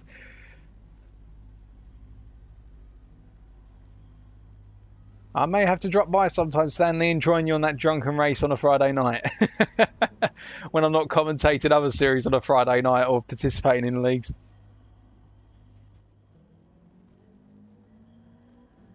It's true, Gomez, to be fair, you should have been emotional. I can only imagine how you must have felt at the end of that one after having a very difficult night to come home in P8 with that brilliant bit of strategy. I mean, that was my highlight of EU Division 1 last night. If you exclude all the crazy overtakes, the 4 free wide moments, it was just simply the fact that you pulled off a result at a circuit where I didn't think the strategy was going to be overly important in terms of the time, but you showed at the right time how important it can be. And now we're just waiting for race number 3 to get underway. And I think, again, we will see what happened in EU Division 1, and we did see this happen, to be fair, in EU Division 2 round 1. Our leaders will pit towards the end of the race because they cannot afford to be in that risk of running behind slower drivers, and none more so at this circuit. If you get caught behind a slower driver after pitting on the opening lap, it's just going to be the curtain call for your race. Again, however, if I was in the shoes of, say, one Furky the Viper, the Turkishman here, I know I'm starting at the back, so I may as well take my pit stop after lap 1 and just gamble, because I can't lose anything by pitting right away. If I pit at the start of the race, then what it means is I give myself 5 seconds as a minimum of clear air, I keep out of all the fights as we see Furky practices a race start here.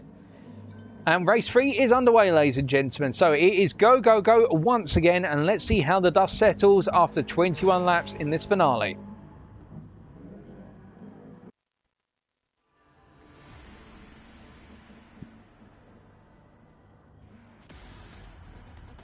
Alrighty then, so as we look down towards the grid, it's Picciola on the right, MDC on the left, behind them Careless One and Josh Bosch, but do not rule out our Dutch or Driving Dutchman, the two Dutchmen are filling up the third row. But also keep your eyes on the Simfab and Furky the Viper. What can they do again from the back row of the grid with the strategy element here?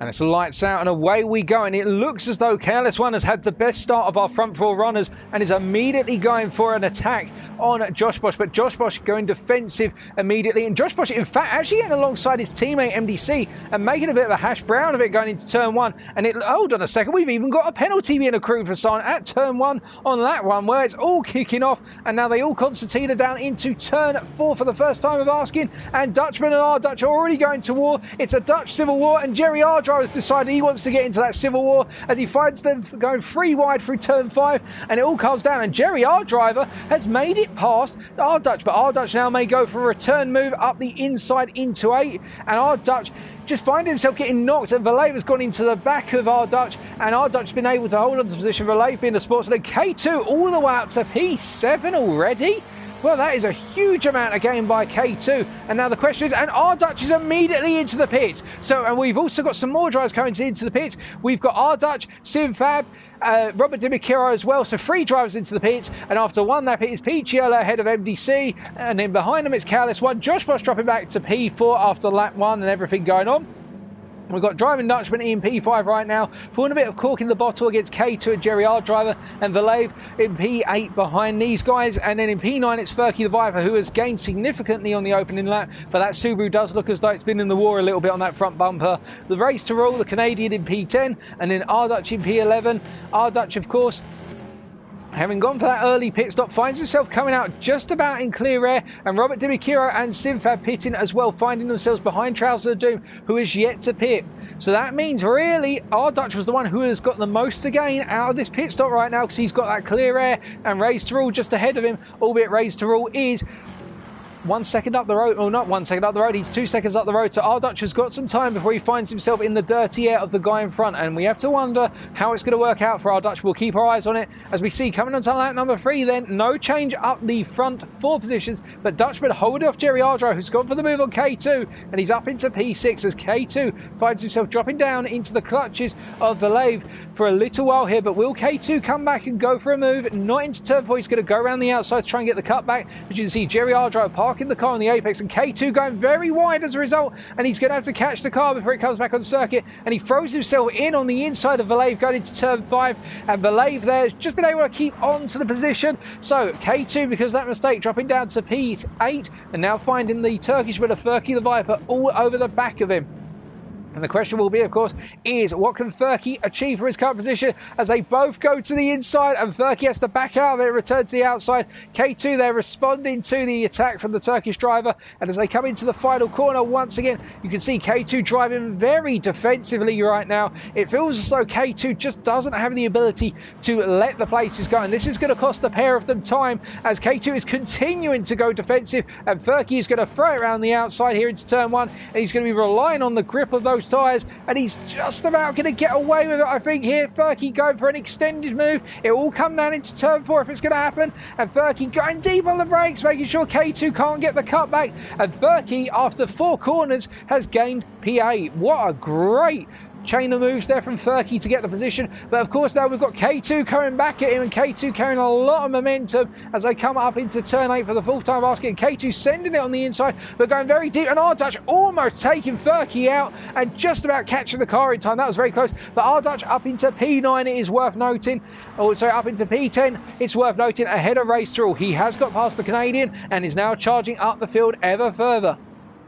And we're not seeing any more pit stops right now as Furky the Viper is up into P8, and we can see that Race to Rule coming back at our Dutch, and our Dutch of course has got to gain as much as possible because he's pitted straight away at the start, and every second he now loses is a huge second lost in the overall time. And up front, meanwhile, let's not forget, Picciola not having it all his own way with MDC keeping him honest. Half a second between those two, and then it's a further 2 seconds down between MDC and Careless One. The battle for P3 subsiding right now as Driving Dutchman is holding on to that P5 and doing everything he can to pull away from Jerry R driver and Vallejo, who are chasing after him, albeit they're quite a way back, almost a second back, and it's working out so far. And we're wondering when the Brit of Valave is going to go for a move against Jerry Ardriver here, because we know that once he gets somebody in his sights, he can go for a move. Or perhaps this is a bit cooler racing from Valave. Perhaps he's calmed it down a little bit compared to some of the somewhat aggressive moves. As we see in the rear view camera shot there, K2 going off at turn number 8, and we're going to see what on earth happened. So as he's coming out towards the corner, then Race to Rule. So K2's actually lost the place to our Dutch already.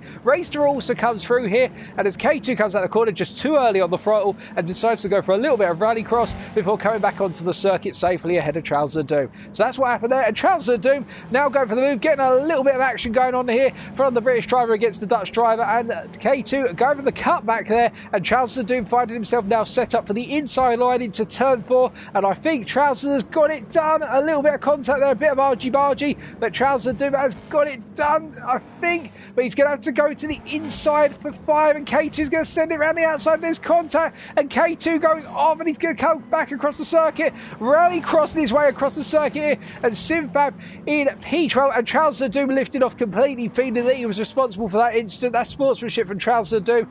Well done to him, of course, for showing that. And up front, meanwhile, it's all spaced out between our top 4, but you can see that Dutchman is not getting away from Jerry Ardriver at the rate of knots he like. In fact, Jerry has pulled 2 tenths on Dutchman over the course of this lap, and it is getting ever closer. And Valave has backed off a little bit, dropped 2 tenths to the guys in front, but you can imagine it is going to happen at some point. We are going to see some moves, as Furky the Viper is having to hold off our Dutch right now, and he will be aware of the fact that our Dutch has pitted and Furky has not, and as a result, he will do some defensive moves, but surely Furky must also be thinking to himself, he can't afford to defend too well, because he's costing himself time to everybody around him if he continues to take these defensive lines for too long. But they're going side by side into 5 here, and you can see that our Dutch tries to turn in, but Furky's there. Dutch is not going to be able to do that, but they're being respectful to one another, and as they go side by side through 6 and 7, who's going to come out on top into 8? I think our Dutch has just about got it done. They go deep, and there's a little bit of contact, and it means that our Dutch is going for the mother of all cutbacks as they come into the drag race down to turn 9, and Dutch is flashing his lights, probably feeling inconvenience there as they're all coming through into the final corner. Then Peachy still ahead as we quickly flick through the field, and Josh Bosch finding himself falling a little bit back from KLS1 as it's all coming down, and Furky the Viper still hold on to that P8, but I think our Dutch will want another attempt at the move for P8 here as they come to lap number 8. And Race to Rule behind, meanwhile, is getting a full spectator view of what's going on. But behind there is an emerging gap for P11 right now. Well, for P10, between P10 and P11, with Simfab having to hold off Robert Dimicuro, who of course has pitted. Simfab also pitted as well. They finally cleared Trousers of Doom, but they have lost so much time through having to bicker with Trousers of Doom and also bickering amongst themselves that now really that early pit stop has been lost. That advantage has been lost dramatically, and the one who's lost out the most, of course, is K2 after that major incident where he went off the circuit, and it appears to have just gone from good to bad to worse for K2 tonight. But meanwhile, up towards the front, we can see that Peachy has been able to pull a bit of a gap on MDC at long last, a gap of 1.2 seconds as they come around, and Jerry Ardriver is now into the pits from what was, well, at the time, P6 in the chase after driving Dutchman. Now, of course, the question will be, how will Dutchman respond to his fellow countrymen, as this does release Valave as well, and you have to wonder where he's going to be coming in. Our Dutch coming through, and you can see that Jerry Ardriver has come out in P10, and he finds himself right in that fight for P7, well, what is P8 effectively out on track once all the dust is meant to settle and the pit stops occur. And Jerry Ardriver's now got to get past Race to Rule, Furky the Viper, and our Dutch, and this is not good for Ardriver, because what it means is he has fallen behind our Dutch, who has also pitted, but Furky the Viper and Race to Rule have yet to pit, and so he's now got to really think of something to get ahead of these guys as soon as possible, because every second he spends behind them now is a second he will be losing.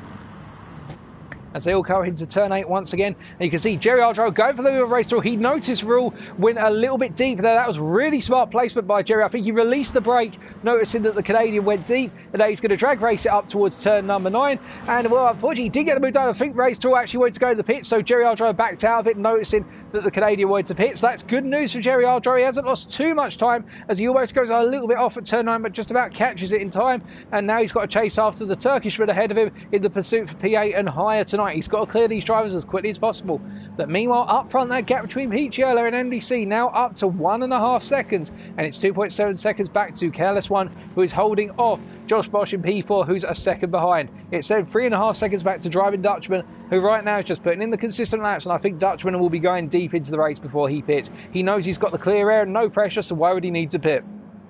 because this guy behind him, R Dutch, is the one that he's going to be worried about, in the fact that R Dutch will be charging around the field. He's already had his pit stop, and he will have to wonder whether it's going to be Driving Dutchman who does catch up in the... sorry, not Driving Dutchman who catches up, where it's going to be R Dutch who catches up in the battle for P5 in the end. Now, of course, the gap between them right now is sitting at approximately 4 seconds, so it's quite a close gap, and it's a marginal gap on the pit stop, but we will see what happens between those two. As we look further back, we see that Furky the Viper right now in that lonely P8 and one day needing a pit stop, but not right now, and Jerry R Driver will want to clear him in the near future. But we know that Furky the Viper is relatively fast around here, but he finds himself out of position because of how things turned out in races 1 and 2, and that means that Jerry R Driver has got a fast driver to get past because of the fact that Furky is out of position. Simfab, currently sat in P10, will be looking to make his way up, going a bit deep into turn 4, and I think Simfab here, really, he's delaying the inevitable in terms of dropping down the field, or is he? That is the big question. As we can see that Trousers are doing right now is holding off Race to Rule, who has pitted and come out behind the British driver, and the Canadian will not have wanted that. He will have wanted to clear Trousers Dukes. He knows that Trousers will need to take a pit stop, or I assume he will know that, and Robert Dimacura at this point will be looking to pull away from the pair as he makes his way around, having already pitted and now chasing after that P10. At the rear of your camera shot, however, is K2 still in P14. As we do have one driver into the pits, and that is, if we check our numbers correctly, I believe it is Valive, who's coming from P6. Now, where does this bring him out is the big question. It brings him out in approximately P9, and he's brought himself out into clear air, so that was a good pit stop by Valive in terms of picking when to pit. He's gone for fresh tyres, however, and that's why he's dropped so far back compared to Jerry R Driver and also R Dutch, who now has clear sights on target, chasing after Driving Dutchman. So R Dutch could have pulled a master plan here in terms of when he chose to pit, because he hasn't lost too much time by pitting early on, and he'll know that Driving Dutchman still has to pit. So R Dutch is the one to watch out for here, I think, folks, in that battle for the top 5. As MDC pits at the halfway point now, is this inspired, or is it a bit too soon? You do have to wonder, as it means that KLS1 will be now coming up into P2, and that will release Peachy completely in the chase for the race win. Josh Bosch, meanwhile, of course, in P3, will be looking to do his utmost to get back into the fight for the podium, but he's not close enough to KLS1 right now, and you can see that MDC has come out in P5, but I think Driving Dutchman has shown a lot of respect here, realised that MDC has come out the pits. Now, is Dutchman going to go for a move on MDC here as they're side by side to turn 4? This is going to be a disaster for MDC if Dutchman pulls this off, because it means he will be stuck behind the Dutchman, and then he's got to find a way through, and Dutchman's got it done.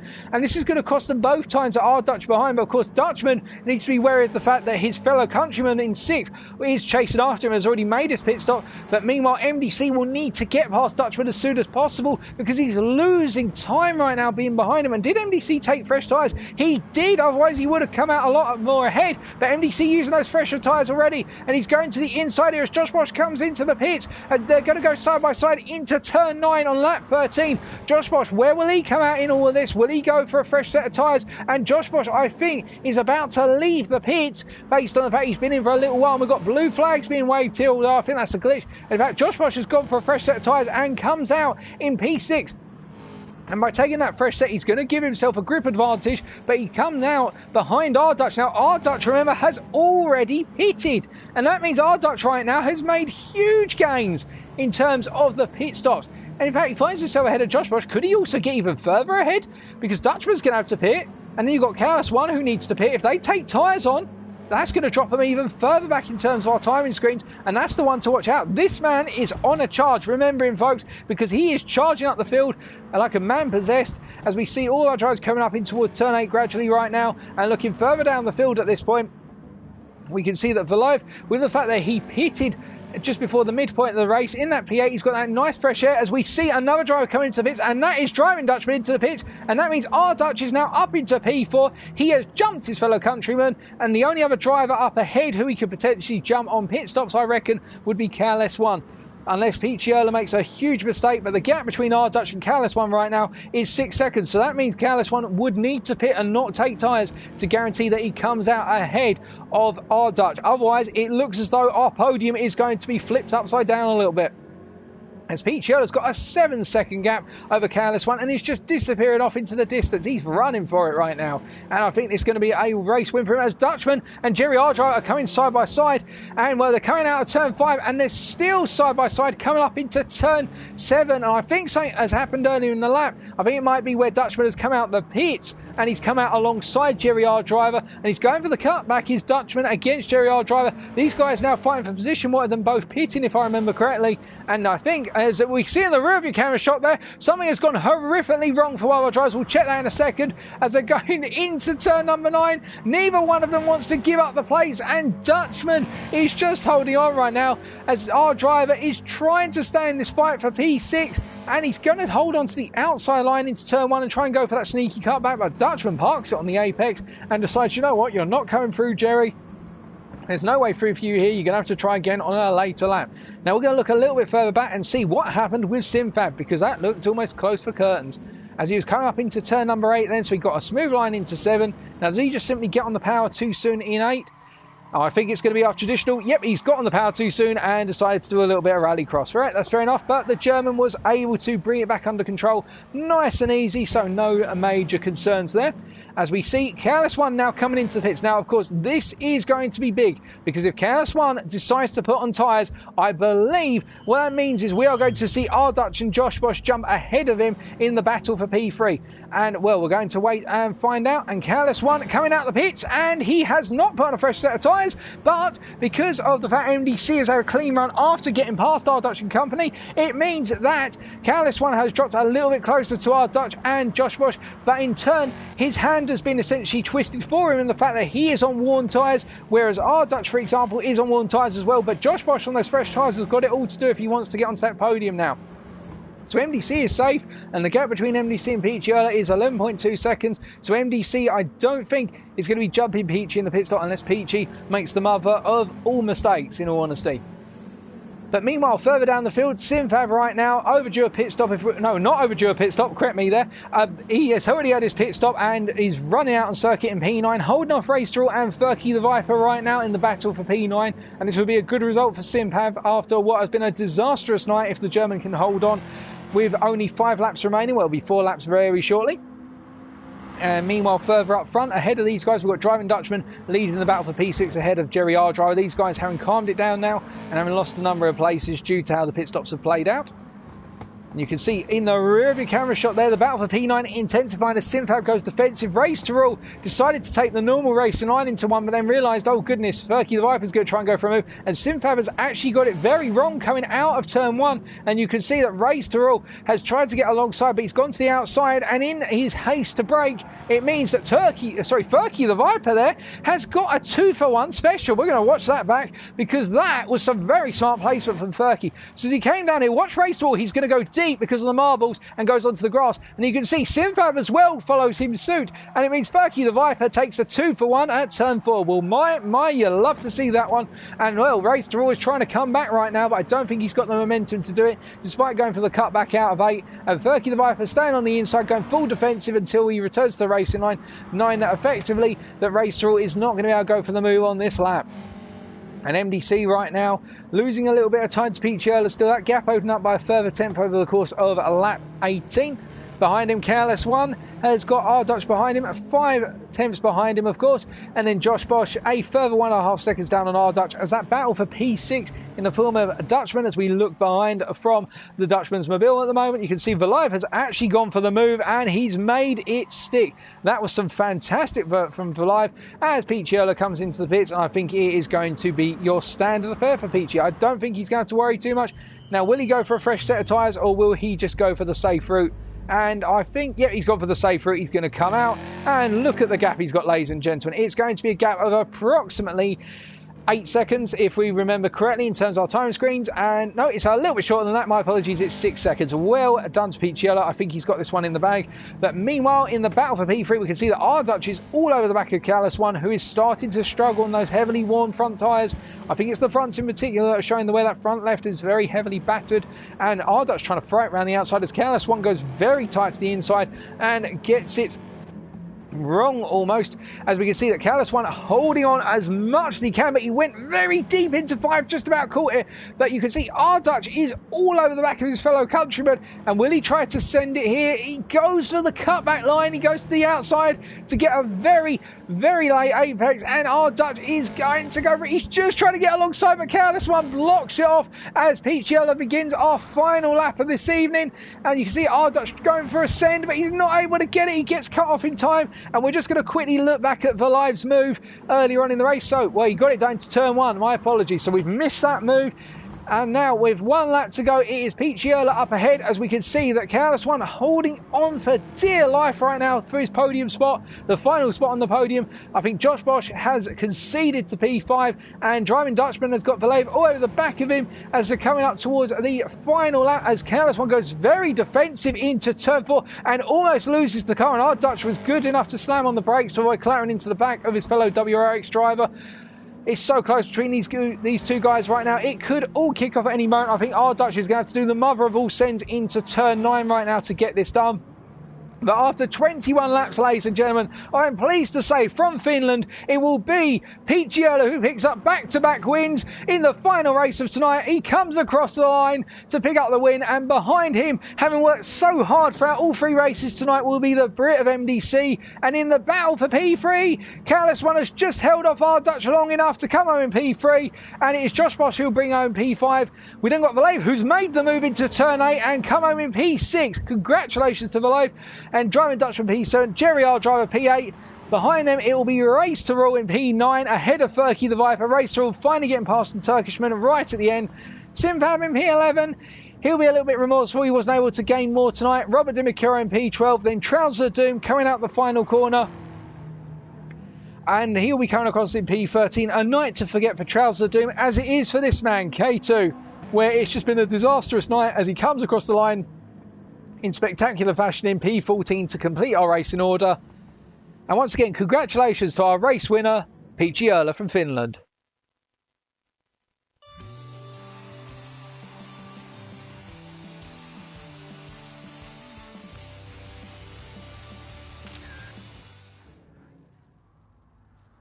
And that is how the dust settles on circuit after 3 races. And as we take a look at our race results, subject to any stewards' inquiries, of course, our top 5. Well, our winner, once again, Picciola, MDC in second, and Careless One sealing his position on the podium with a brilliant P3. Our Dutch, with a bit of strategy, moving himself all the way up to P4 over the course of the race distance, and Josh Bosch coming home in P5. Fastest lap there, the fastest lap of the evening, being set by Picciola, a 57.208 on lap number 2. That's the fastest lap in race conditions, not qualifying conditions. But that is everything, ladies and gentlemen, in terms of season 36 races tonight, in the ones that matter in terms of the championship standings. And it's going to be close, I think, between Picciola and MDC in terms of who is going to be picking up the championship win in the Drivers' Championship as of the final round next week, when we head to Monza for the mid-engine rear-wheel drive Group 4 machinery. But of course, before we wrap up tonight, we do have one more race to go, which we'll be taking part in, and that is King of the Karts.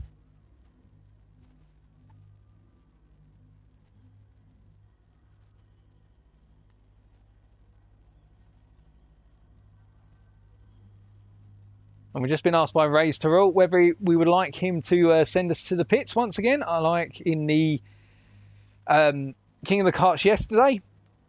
And I've given him the thumbs up to go for it if he can.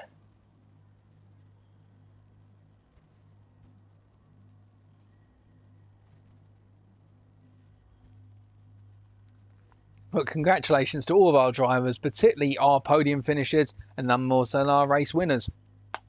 And I think today, Peachy really mastered the art of nailing that all-wheel drive system in the EU Division 2 group. But it could all kick off again in race number 3, because we go to Monza in mid-engine rear-wheel drive cars. Are we honest with you all now, folks? I'm expecting that we'll be looking at one of 3 cars being raced in those races. It will either be the Honda NSX, the Citroen, the GT by Citroen. Alternatively, it will be the Ferrari 458. Not the Ferrari 458, my apologies. No, the McLaren 650S. I think a lot of drivers will go for the McLaren 650S, however, because of its balance of characteristics, particularly the fact it's got access to a 7th gear, which gives it a lot of acceleration potential.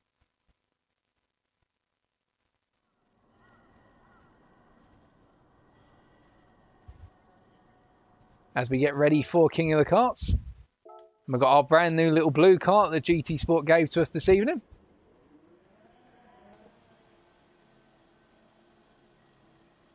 And I think we are going to have a bit of a pickle.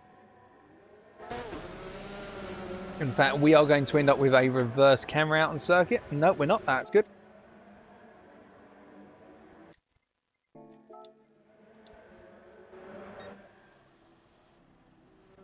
There we go.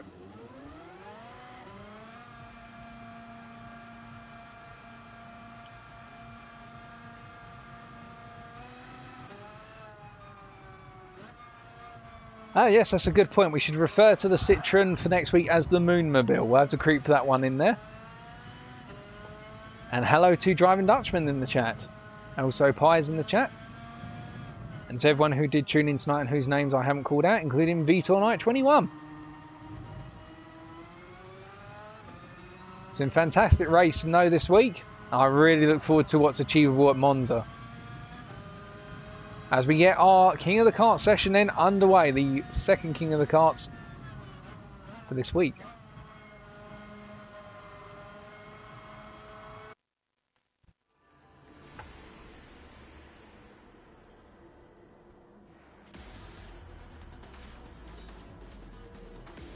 I've got to remember, if Race Terror is in here, he's probably going to try and send me flying off. Yeah, I have to improve over P10 yesterday.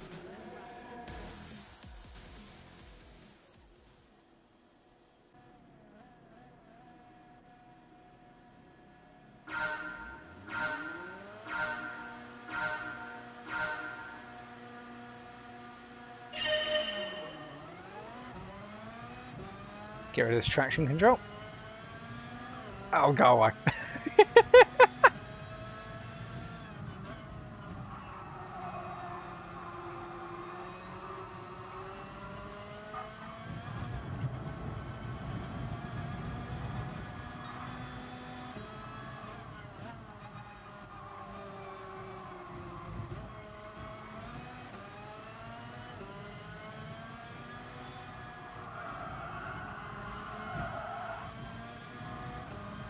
That dirty air in front just washing us about a little bit. Oh.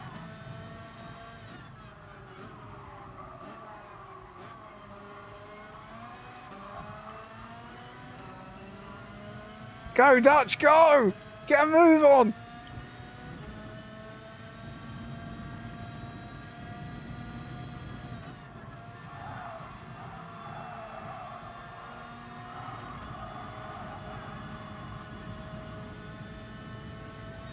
Only 2 laps today, okay.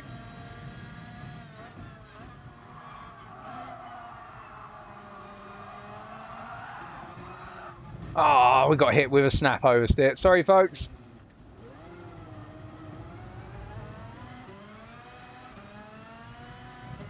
Had a chance there at P1 potentially, but the idiot in the chair decided to ruin it for you.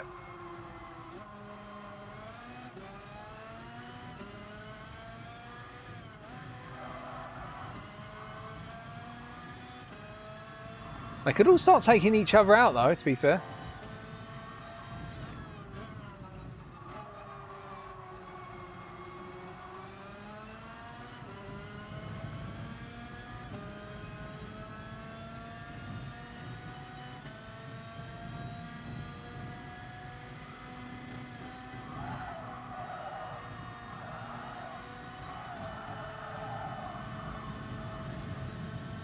And we'll take a P6 this time. I wish I hadn't screwed up though. I think we could have gone for the win. Well done to MDC for picking up that though.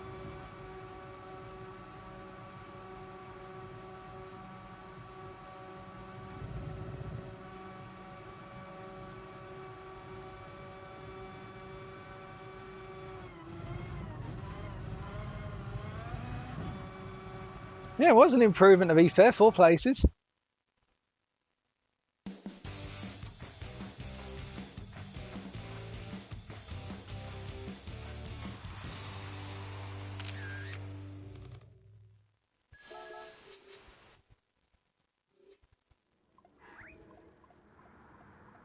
Alrighty folks, well thank you very much for tuning in this evening. That is all of our race events for tonight.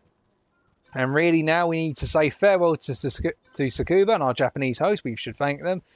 But we now head to Italy for the final week of racing. Next week it will be round 3 where I'll be bringing you EU Division 1 and EU Division 2 at the same time as Monday and Tuesday next week, where we'll be bringing out the mid-engine rear-wheel drive Group 4 cars for what promises to be some fantastic racing at the legendary Monza circuit. But until then, as always, be sure to stay safe, stay well, stay smiling, but most importantly, stay on track. Good night.